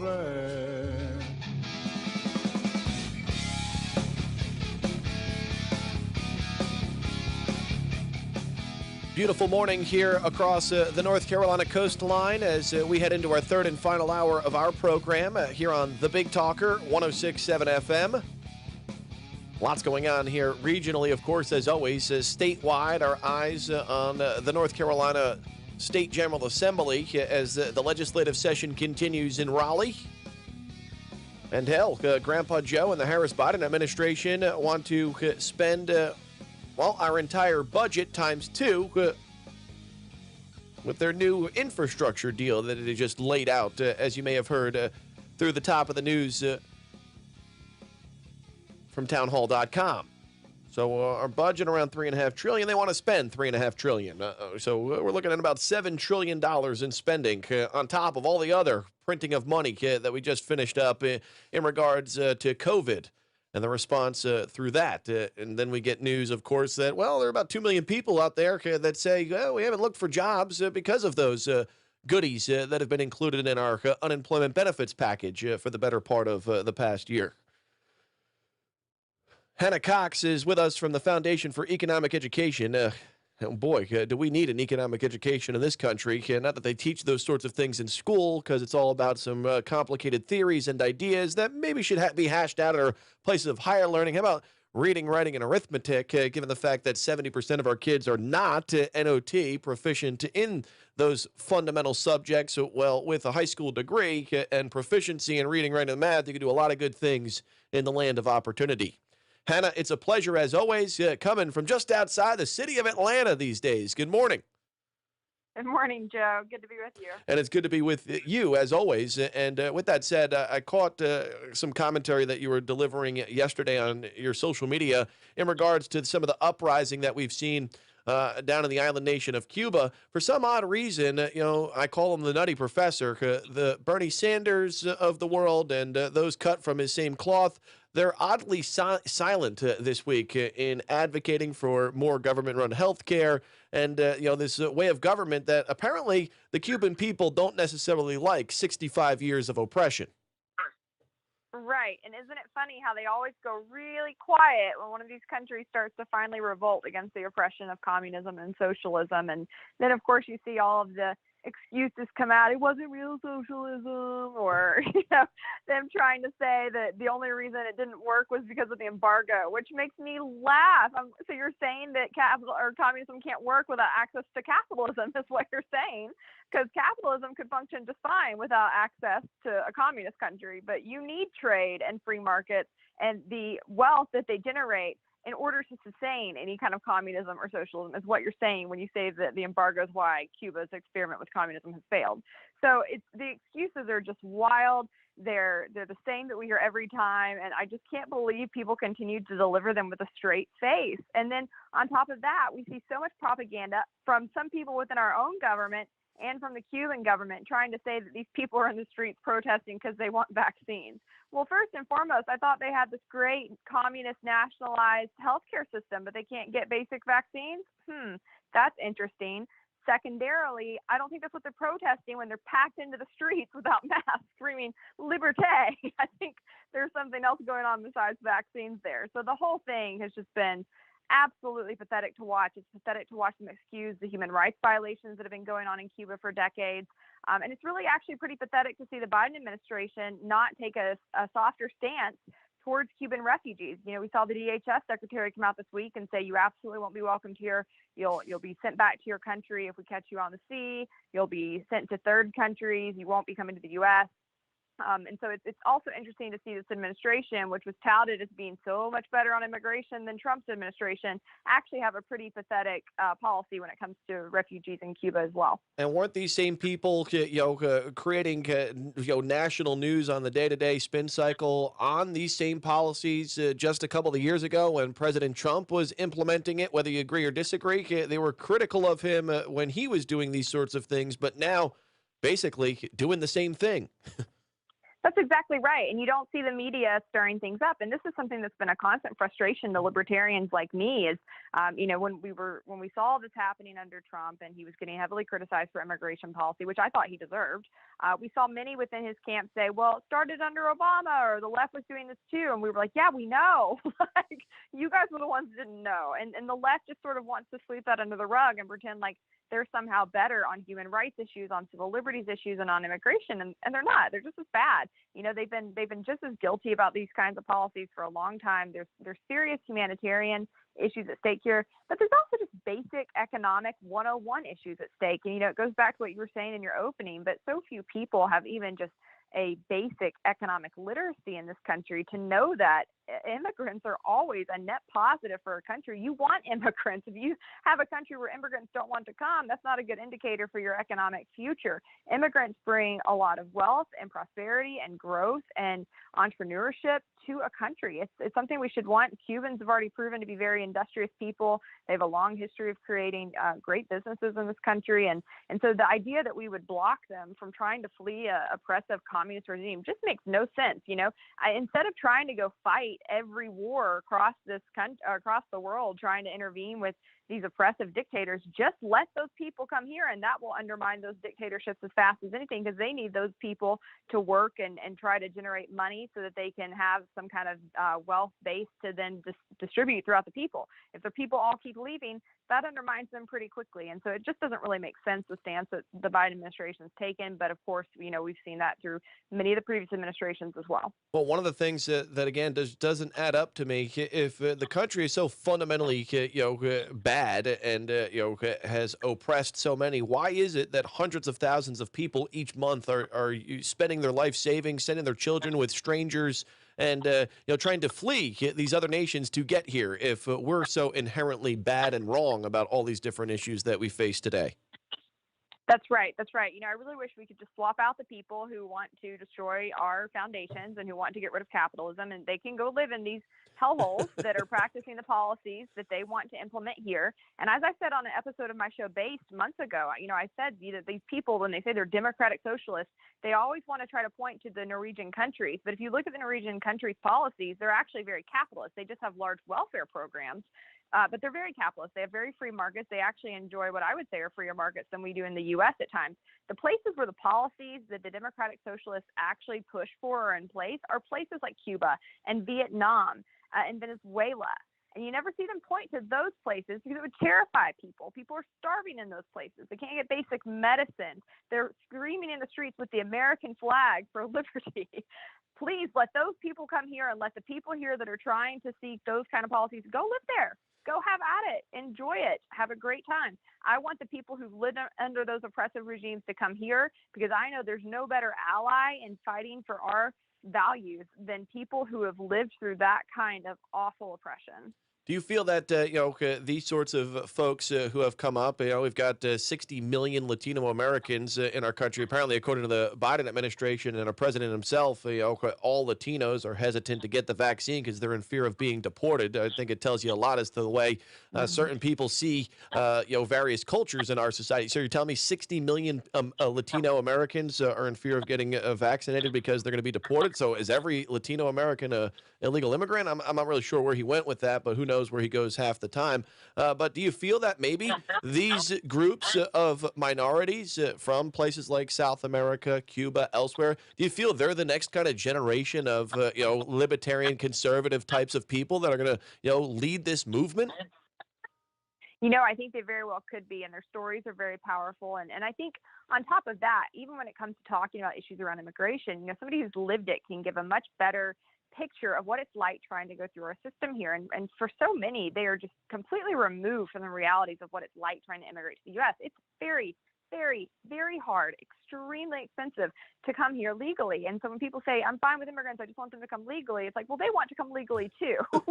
We've made it virtually impossible for them to do so. And so what we should be doing is looking at ways to remove the barriers that make it so difficult, make it really easy and streamlined and cheap for people to come here and start working and contributing to our society and to contributing to spreading awareness about the realities across the world and many of the atrocities that continue to happen not that far away from us, so that we have those real live stories and examples that people can hopefully learn from and be influenced by, because I think that that's much more powerful than anything I can say, and I work with a lot of people who've immigrated here, and many of them have come from places like Ukraine and Russia and other places that were just destitute, and the stories they have of growing up as children and not having, the ability to get basic food and eating lipstick, eating just crazy things that they had to do to survive. Once you hear somebody talk about those kinds of experiences, number one, you very quickly realize they love this country as much or more than anybody born here. They have such a deep appreciation for our values and our foundations. But secondarily, once you hear that kind of story straight from a person, there's no getting it out of your memory. It's so powerful, and it really hammers home just how bad it can get in other places. And yet, a good proportion of our high school graduating seniors can't give you the three branches of government, off the tip of their tongue, or maybe we should require the passing of an American citizenship test with your GED to go along with it, so you can get a little taste of what America is like, or sit down, like you said, with someone from somewhere else and to hear their experiences. Is just it's unbelievable how many people have been able to convince a large portion of our society that this place, in fact, is a hellhole, and we need to change everything about it. Yeah, it's shocking. And I remember shortly after I graduated high school and college, I had to take the citizenship test. And, I'm an American history buff, so I did quite well. But I was flabbergasted at people in my classroom around me in South Carolina who didn't know the basic answers to questions on it, like who was president during the Civil War, or what are the three branches of government, or, what are our checks and balances, just basic fundamental knowledge they weren't getting from our school system, which is, one of many reasons I've become so hyper passionate about school choice. We've got to start funding our students and quit funding these institutions. We've got to break these kids out of these government schools. They're not being served. They're falling behind. It leads to cycles of poverty. It leads to indoctrination. It's such a huge problem. This is an issue. I don't understand why every Republican and Libertarian is not at their state capitol demanding school choice. Is such a no-brainer. It makes no sense. We need all hands on deck. I think that's, I don't even have kids, and I don't really want kids, but I think that school choice, getting that policy passed, is probably one of the most top important issues for me, because I recognize the impact it would have on our society, on the next generation, and on our economy at large. Hanna Cox with us, host of the podcast based also with the Foundation for Economic Education. You can find her work and that of her colleagues at FEE.org. Hanna, yesterday a survey came out. More than 1.8 million unemployed Americans have turned down jobs over the course of the pandemic, in large part because of the generosity of unemployment insurance benefits. We've seen states that have distanced themselves from the federal program see an uptick in job searches and employment rates, and the others that have not have pretty much remained stagnant over the last several months. You believe the country's labor market is in a unique position right now and feel that it's about to get worse. How could it get worse? Tell me why. Yeah, I discovered this trend online. I started seeing it on TikTok, on Reddit threads, and it caught my attention. It's called the Great Resignation of 2021. And I started finding all these people that are planning on quitting their jobs this fall. And so the plan is sort of to basically, if they're in a full-time job, to save up their money, to take some vacation, and then they're going to quit in the fall. And they have various reasons for wanting to do this. Many of them want to seek employment that has more flexibility. They've lived a year plus under pandemic policy and have gotten used to the benefits of working from home. And I'm a huge champion of working from home. I don't understand why more bosses have not done this. Employees are 12 to 13% more productive across the board. It saves companies, up to millions of dollars on office space, on parking, and all of that. And it increases the quality of life for employees. And so I think now that people have gotten a taste of that, we see a lot of office managers trying to call people back into 9-to-5 jobs, and people aren't going to have it. They're going to quit. They're going to look for things that are remote, that have flexibility. And I think that this is something that ought to get employers' attention. We're already struggling to attract people back to the workforce. Smart employers who want to attract the best people will make sure that they implement these kinds of arrangements so people can still have a great quality of life, and that's how you're going to attract the best workers. But I think that we're going to continue to see problems with the labor workforce. I think that, we've got a lot of economic woes in our future. The inflation is really revving up. They keep trying to deny it's a problem. The debt is terrifying to me. We saw Wells Fargo indicate they're not going to be giving personal loans anymore. There's these little signals in the market that are kind of letting people know, like, things are about to go down. There's a lot of red flags, and this administration wants to keep just sweeping under the rug and spending and spending and spending. I saw they're now sending out checks to people with kids. They're sending out kids stimulus checks. It's just never ending. So we are really in trouble. We've got to get a hold of our finances. I think when it comes to the labor market, not only is that something that's an inconvenience. If you go out to eat these days, it takes forever to get a meal because there's so few workers. But that's something that's going to have significant issues in the supply chain as we continue. And we're already seeing that. I just bought a house in May. I've been waiting for a couch for months. Everything is backed up. Every furniture store I go to, they're like, we'll do the best we can, but we just don't know. Everything's backed up. Even IKEA, they're like, we don't know when we'll get shipments. And that's not the only market we're seeing that in. We're seeing that in the chips that we need for car production. We're seeing this across the board, that we're starting to have significant supply chain shortages. And that's a problem for people because then they can't get the things they need. The price continues to go up. When you have a restriction on supply, of course, that makes the price get even higher too. This is something that's going to have really, really serious repercussions. And we've warned of this. Everybody in my camp on the free market side warned about this early 2020 when we first started doing all of this.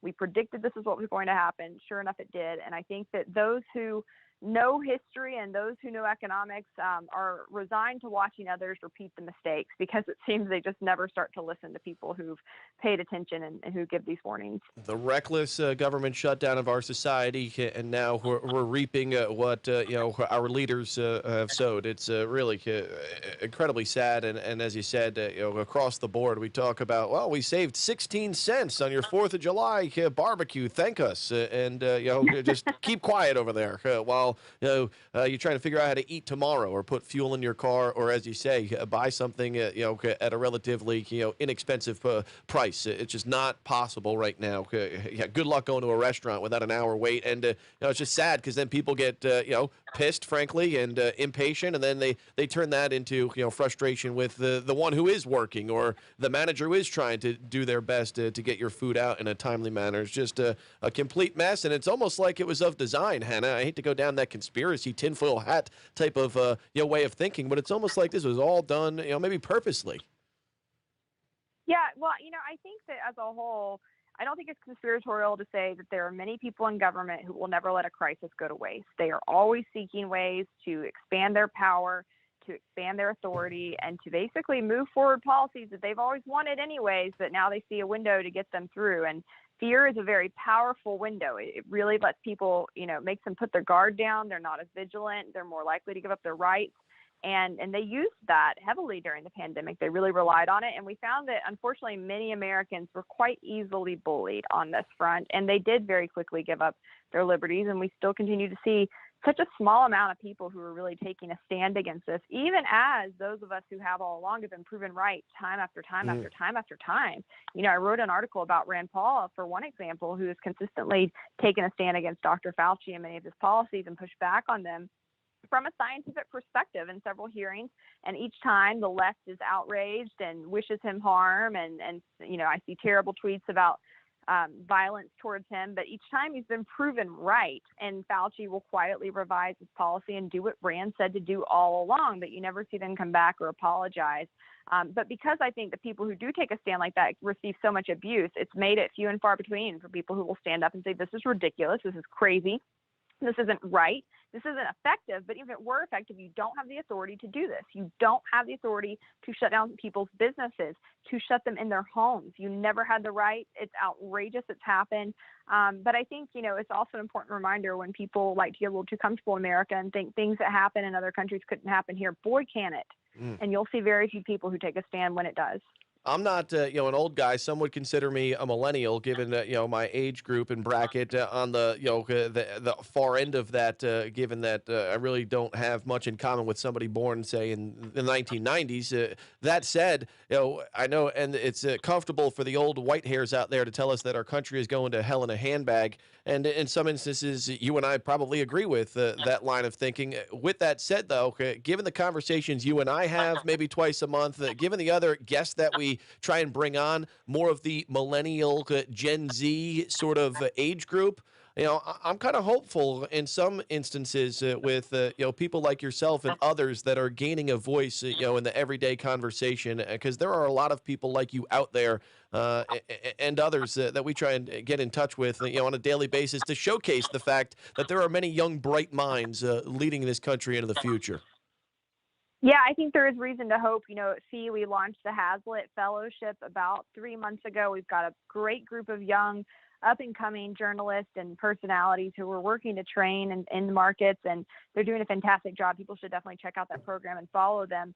And I think that, there are great people coming up, and I think that they have tremendous capacity for leadership and can really hopefully have a huge impact on this country. But we have to make sure we give them platforms, and we have to make sure that, we're supporting that work and that we're championing them. And that's something that I'm passionate about doing for people who are just a little bit younger than me, but who are just getting started. And, it's something that I think some people did for me as I was coming up as well. And I think that we've got to pay attention to that. It's easy to focus on the most fringe people who are the loudest, who say the most outrageous things in the media or in politics. But there are good, balanced, nuanced people out there doing solid work. And I think we have to make sure that we're giving them the clicks and the attention and elevating those voices, because that's who we need at the helm right now. There's no question, and we try and tap into it on a daily basis here during our little platform that we've got here on the Carolina coast. Hanna Cox with the Foundation for Economic Education, FEE.org, their website,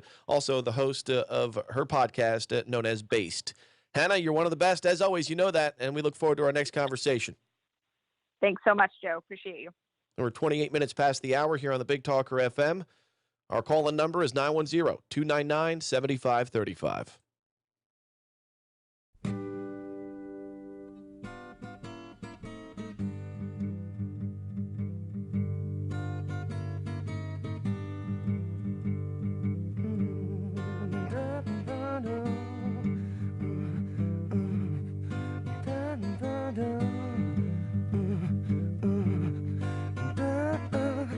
American woman gonna mess your mind.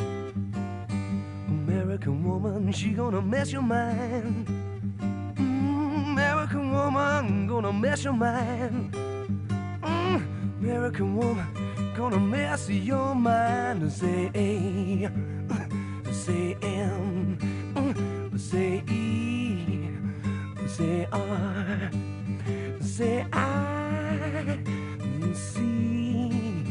Say A, M. American woman gonna mess your mind.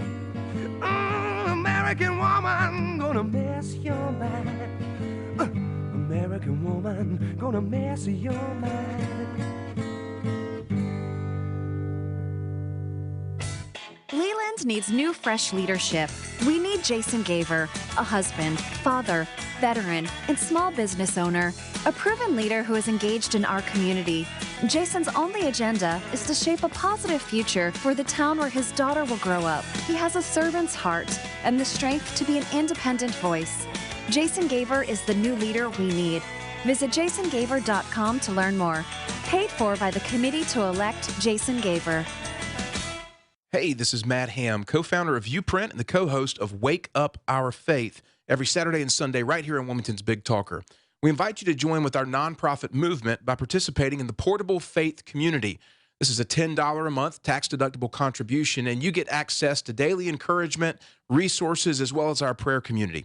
You can go to wakeupmyfaith.com to get subscribed and learn more. That's wakeupmyfaith.com. I'm K.O. Davis from K.O.'s Coast to Coast Tree, and I want to be your tree man. When your trees need cut, 2 letters to know. One is a K, the other is an O. K.O. Tree man. Proper trimming is the most important thing that you can do, so don't just hire anybody to do it. You need someone that knows what they're doing. K.O. Call the professionals at K.O.'s Coast to Coast Tree and visit KOTrees.com. Besides my involvement in prodigal recovery, I'm also in the construction business. I say that to say this. When we have tropical storms or hurricanes, the real hard, difficult, expensive, and dangerous work is usually the result of trees falling on homes or other personal property. Hurricane season is not the only time to get prepared for this. As a matter of fact, it's before and after hurricane season that you need to get prepared. My son Chris started his tree business called Klein Pro Expert Tree Care after Hurricane Florence. Chris has all the equipment and manpower to take on even the most challenging jobs. With over 20 years of combined experience, Klein Pro LLC can safely remove any unwanted hazardous trees from your property. They also offer tree pruning, elevation, dead wood removal, and other expert tree care services. Don't wait until you have a tree emergency. Visit kleinpro.com, that's Klein with a K. Check them out on Facebook or call Chris Markley at 910-540-5249. Mention this ad for a 10% discount. Here, Tom Goolsby on the Joe Catenacci Show. People with common sense know that the entire theory of socialism is one big lie. The Big Talker 106.7 FM.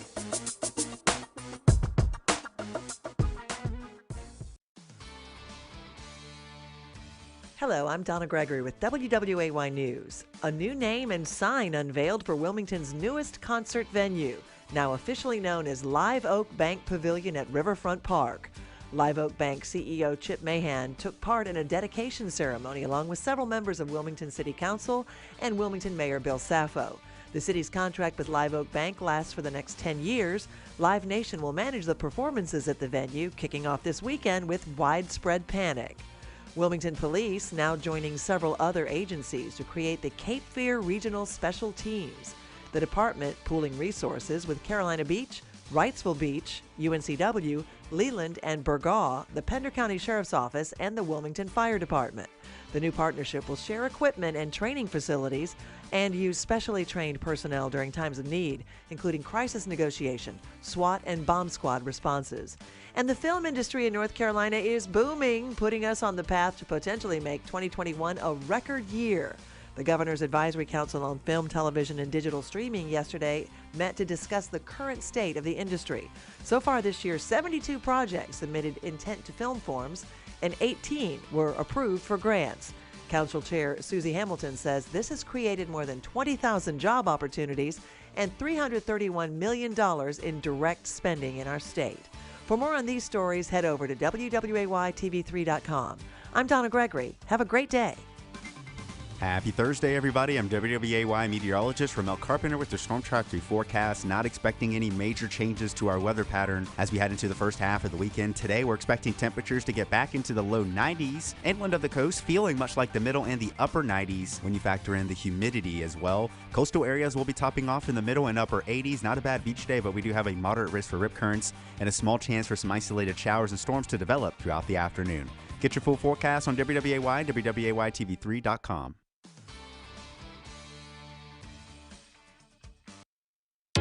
This news and weather is brought to you by 2 Men and a Truck. For your free quote, go to 2menandatruck.com. 2 twomenandatruck.com.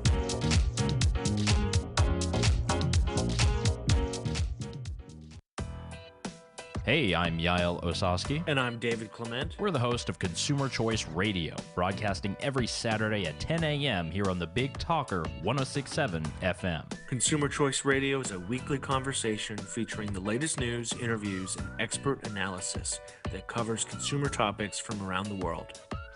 ConsumerChoiceRadio.com.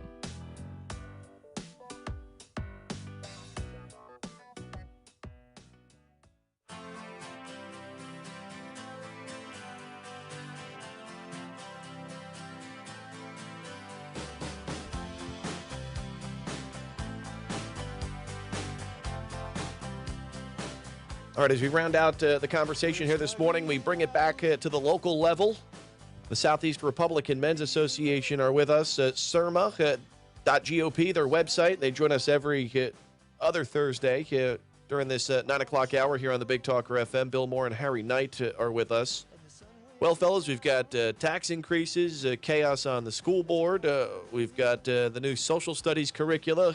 There are plenty of things that we can talk about right here from the local level. So I'll give you guys kind of the red carpet of the platform here. Where do you want to steer this conversation? Because I'll go any which way. You know me.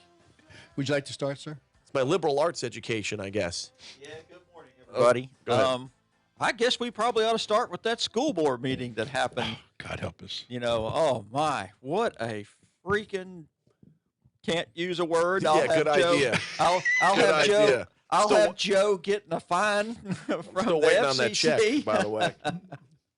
Hey, so, my whole thing here is, after looking at it, kind of absorbing it, letting it marinate, my whole thought is, why do we continue to allow people who publicly state that they're going to these meetings with the sole purpose of interrupting and disrupting?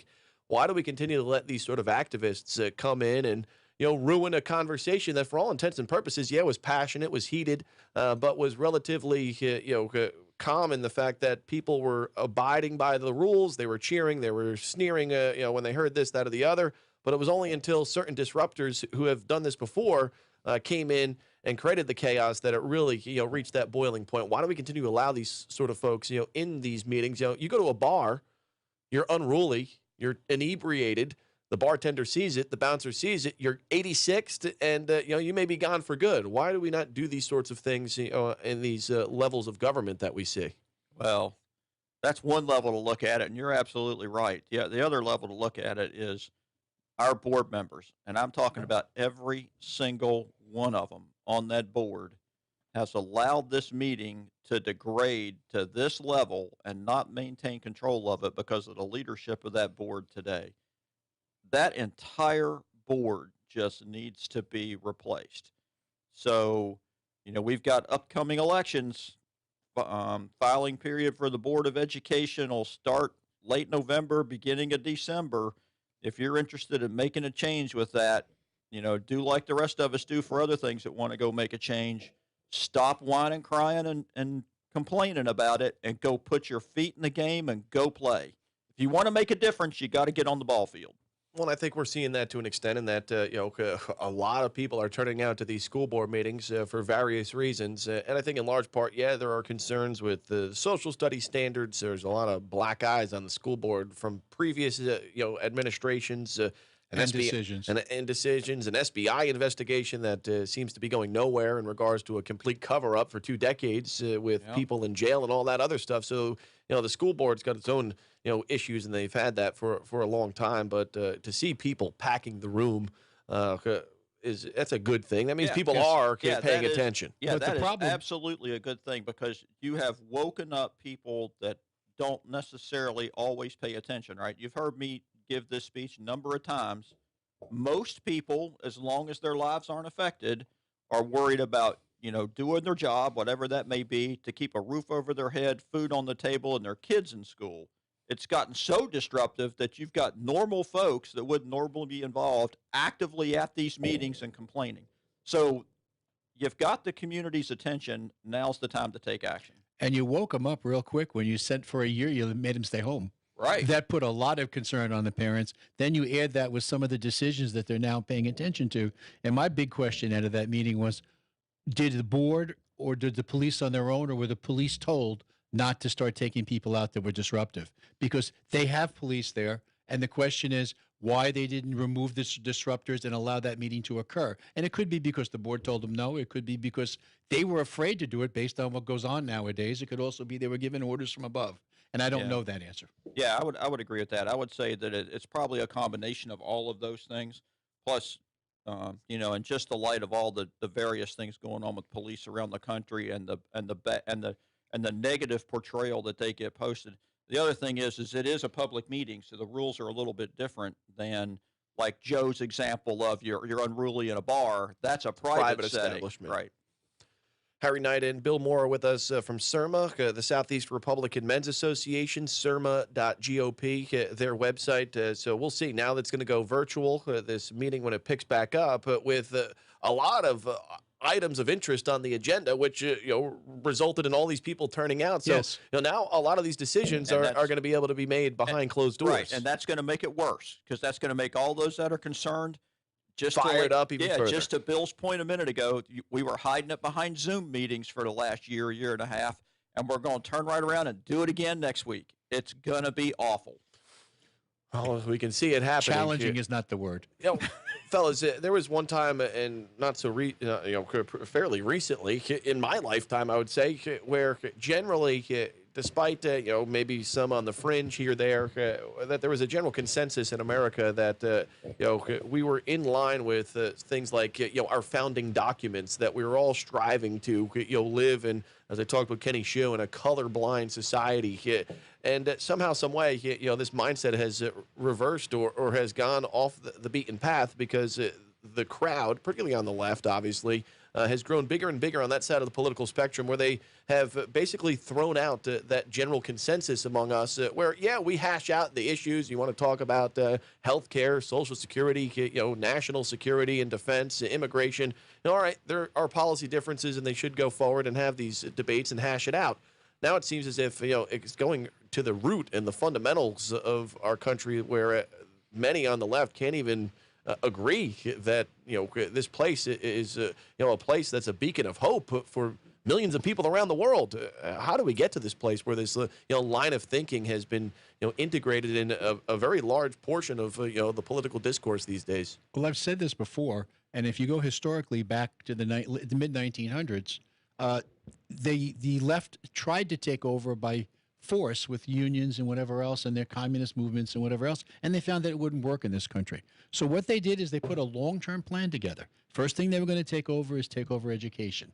When you control education, you can then control the instructors. You then take over the instructing people and working in media. You're instructing people in the law side of the house. You're instructing people in the government side of the house with that one flavor. And they've done it successfully for decades, and we're just now waking up to it, and we have to counter it, and it's not going to be easy. Yeah, and the dichotomy to what you were just saying is, like Cuba, for example, just started with protest. What symbol is Cuba using to express their desire for freedom? It's the American flag, right? So every place that you're really trying to flee real oppression, and real racism. Where are they trying to go? They're coming here. here. We got millions of people every year that try to get into this country illegally, not just the ones that are integrating legally, to a country that the ones that are advocating for this nonsense are calling this the worst country on earth. These people are nuts. And it seems to me that those same countries that they hold up, like Venezuela, Cuba, etc., they're the ones that have to put walls to keep their people in. If we have walls, it's to keep people out because we can't take them all. So this is a culture war, and it's coming to a head. Any of you that are out there and don't think that we're not living in the middle of a real cultural world today, you are living under a rock, because it's getting to the point where there is no middle. You either believe this 1619 project and CRT stuff, where or the 1776 project. Yeah, or that the entire nation is completely built on a terrible foundation and systematically bad, or you believe this is the land of opportunity. It's one or the other. There is no middle. Bill, when is the next Southeast Republican Men's Association gathering?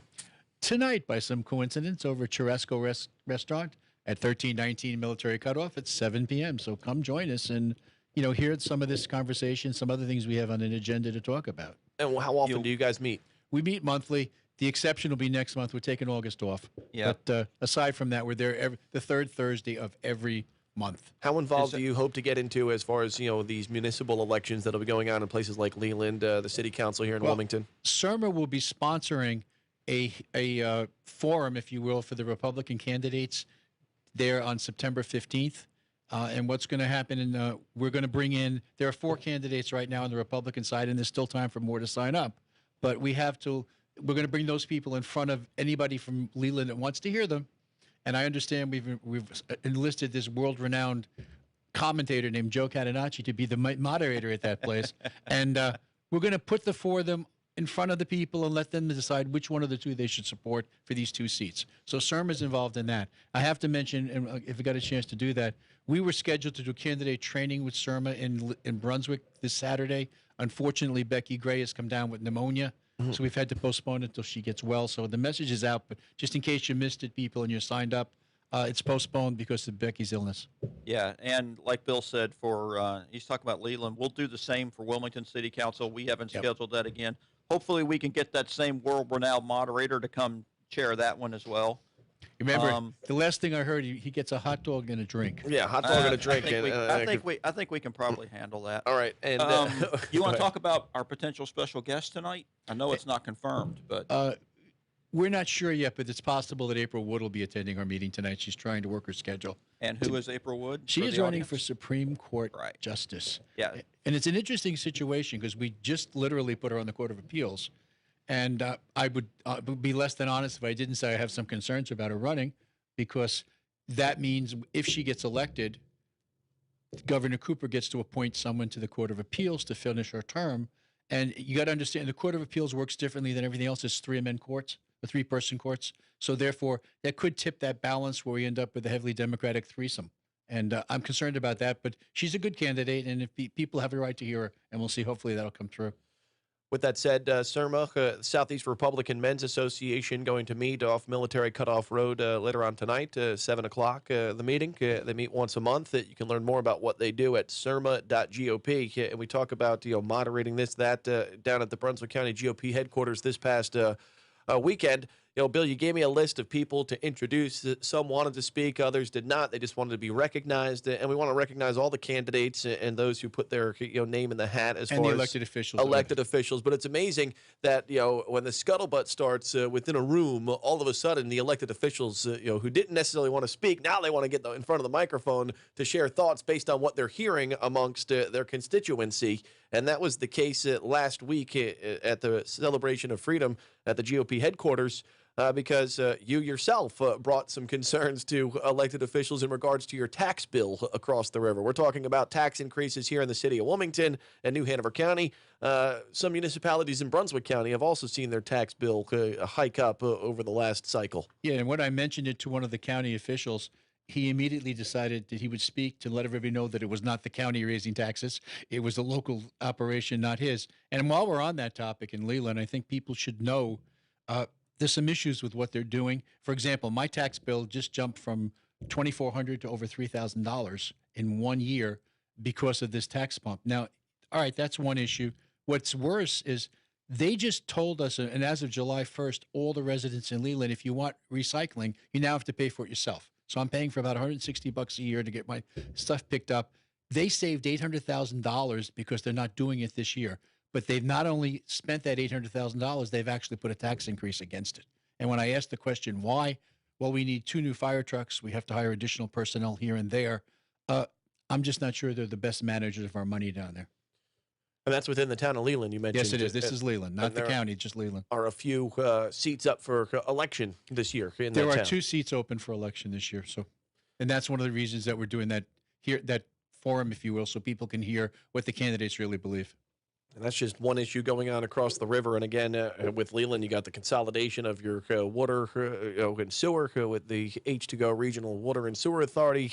I guess it's still out as far as how that's going to impact you. And again, it's just kind of baffling to me that we live in such a booming area where there's growth, there's houses going up everywhere. People are coming here. We've got massive revenues now coming in from the hospitality industry after a year of being shut down. and somehow, some way, the government still needs more of our money to invest. It doesn't add up to me. Yeah, and you throw in the Wilmington side of the house or the New Hanover side of the house, they're going to be getting their money from the hospital sales on a regular basis.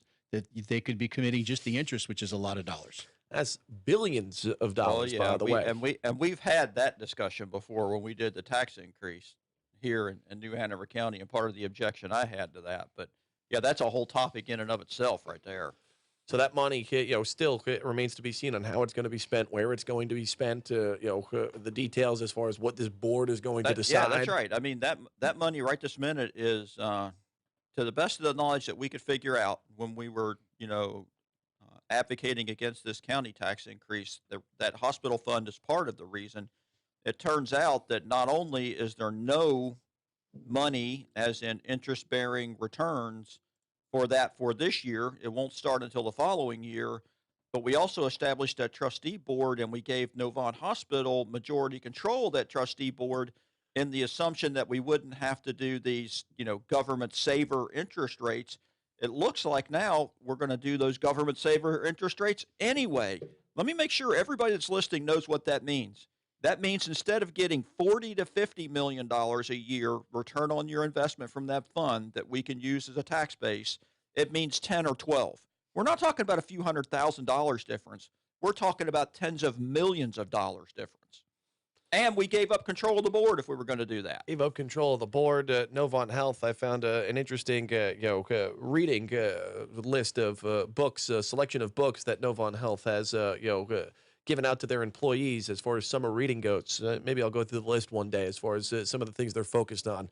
Has nothing to do, by the way, coming out of a health pandemic with health, wellness, being mentally and physically, fit, has everything to do with living in the woke society. It's amazing how these corporations, these big networks, try to even put spin on things that they have no need to get involved with. Yet the summer collection of reading that maybe I'll go through before we wrap up today. The book that I selected, it's going to be a doozy for those out there. It's hilarious. All right, so I'll let you go, guys. Final words.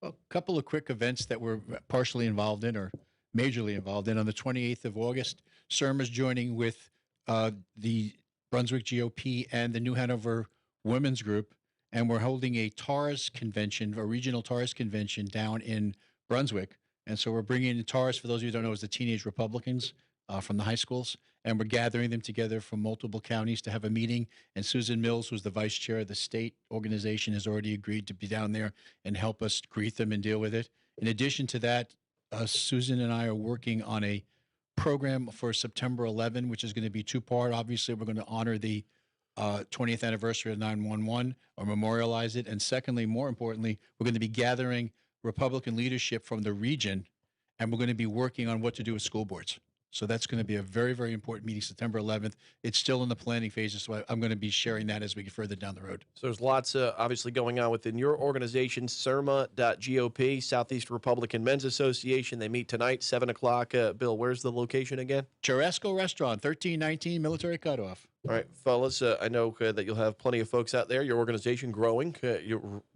You're fairly new. I mean, a couple of years, and people starting to gain some traction there, huh? Yeah, we're the daddies of this organization, so we're kind of proud of the growth we're getting. Oh, yeah, by the way, I just found the email there. Novant Health that reads, explores social justice issues. Order one free electronic copy today. Among the list of books that Novant Health would like you to read. So you want to talk about race. What is the other one? Between the World and Me. The Letter to a Son, offering a powerful new framework of understanding of our nation's history and current crisis. I'm Still Here, Black Dignity in a World Made for Whiteness. My Grandmother's Hands, a therapist examines the damage caused by racism in America. And my book of choice, Waking Up White and Finding Myself in the Story of Race. That's going to be my summer read here through, I guess, my vacation next month. I really look forward to burning it. Yeah, burning books? No, I don't want to go there. However, I do have a suggestion for people who want to get a better handle on what's going on with the school district. If you get a copy of the video that they shot that night, get to Tony McGee's speech, Reverend McGee. He had a tremendous speech on what it means to be a Black American, and it's something that we should all follow. And Tony was an unsuccessful candidate for the school board next year. We're hoping that he runs again because he's a great man. He was kind of a late addition because he came in last minute. Miss Kavanaugh decided in the 11th hour that she's getting out. Right. And part of the old regime, he got in and was right there. He received votes and not really known relatively around the community as far as He did well in a for larger entry capacity. time, and hopefully next time he'll do better. Yeah, no, did he sign up? I think he did. I'm not sure because that doesn't happen yet. It's school board. Oh, that's right. You can go to a video. We've got the video posted on our Facebook page at Big Talker 106.7 FM if you want to see a firsthand look of the chaos that ensued at the school board meeting back on Tuesday. Fellas, it's always a pleasure. Thanks so much. Yeah, I don't agree with burning books, but I don't need anyone telling me about my whiteness. I mean, I don't know when I became white. I don't know. We immigrated here. We were minorities, and then we were white. I can't really. I guess you can identify as anything any given day or hour, right? I don't burn books either, but I do use the grill for Saul Alinsky stuff. Well, keep your friends close, your enemies closer, as Michael Corleone said. You got to know the tricks of the trade. So and make them an offer they can't I mean, refuse. I've followed a few of the I've read a little bit of the Communist Manifesto. You got to know so you can follow their playbook. So you know what they're following. It's know your enemy. Very interesting to follow these sorts of people and then watch it play out just as you read it. It's It's pretty much by the book. They follow these things by the book. They're smart people. They're very tactical in the way they get things done. As you said, Bill, at the early portion of the segment, this started a long, long time ago. They do a lot of long-term planning, and they follow through. Oh, kind of like China and their Communist Party. Kind of. By the way, 50 to 70 million people. We don't even know how many people died of famine under communist rule in China, just to remind folks out there. But that's not important facts to know. It's democratic communism. Right. Thank you, Joe. Serma.gop. Fellas, thanks a lot. SERMA.gop. We'll wrap it up after this.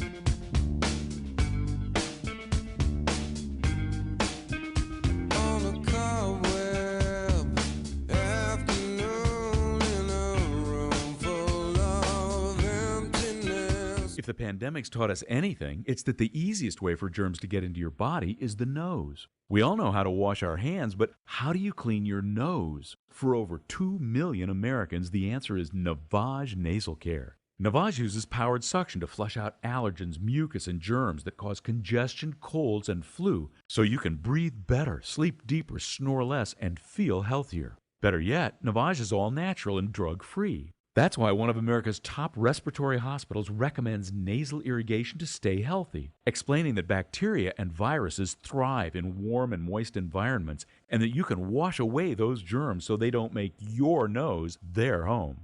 Experience Navage at zero risk. Go to Navage.com, buy Navage, and use it for a month. If you're not delighted, return it for a full refund. There's nothing to lose and a lifetime of better breathing to gain. Also available at Target, Walgreens, CVS, Bed Bath, and Rite Aid. Navage, N-A-V-A-G-E. Hi, this is Justin Humphreys from the Humphreys Law Firm on Eastwood Road. The Humphreys Law Firm is located in Lumina Station, Wilmington, North Carolina, practices civil litigation, intellectual property, commercial, and residential real estate. Please give us a call at 910-332-0721 or visit us on our website, which is www.humphreysfirm.law. You can also listen to me every Thursday from 6 to 7 p.m. on the Big Talker 106.7 FM. Folks, we all know ongoing road construction and traffic can weigh heavy on your vehicle. Since 2006, O'Leary's Automotive Repair has provided comprehensive repair services at affordable prices to get you back on the road in no time. Their ASE certified technicians will help you find a cost-effective repair and maintenance alternatives. O'Leary's has multiple locations in the area in Hampstead, Leland, the Myrtle Grove area, Ogden, and Wrightsboro. O'Leary's Automotive Repair, a trusted, locally owned business since 2006. Hey guys, what if I told you that your wedding day could be the happiest day of your life, even if it rained? You sound like the weatherman. Better, Jordan. I'm a jeweler with the most amazing guarantee in the diamond business. If you buy your diamond engagement ring from us at Perry's Emporium and it rains on your wedding day, your ring is absolutely free. It's the Perry's Emporium Legendary Rainy Day Diamond Guarantee. No other jeweler in eastern North Carolina has a larger selection of loose diamonds, diamond engagement rings, and wedding bands than Perry's Emporium, all at the guaranteed lowest price. Perry's Emporium in beautiful Barclay Commons behind Henry's, and on the web at perrysemporium.com. We'll see you when you get here.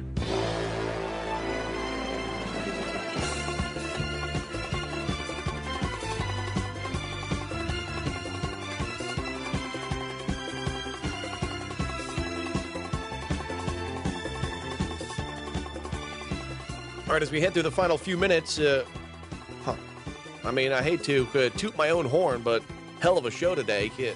From Kenny Shoe to Hanna Cox. Great callers, as always. Tomorrow morning, it's a Freedom Friday coming your way here on the Big Talker FM. Our weekly salute to service to the men and women of our armed forces coming your way just after 7:30. It's not your imagination, folks. Everything is more expensive now. This time last year, it cost you, about $25 to fill your gas tank? Now around $45, $50. Thank a Democrat. Freedom Friday coming your way tomorrow.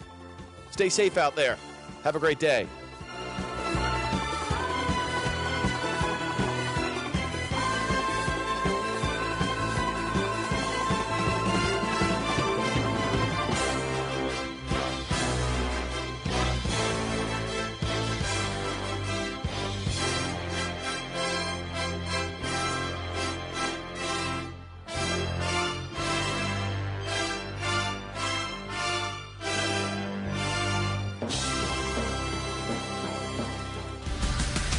Keeping Bald Head Island informed. The Big Talker 106.7 FM WFBT, Carolina Beach.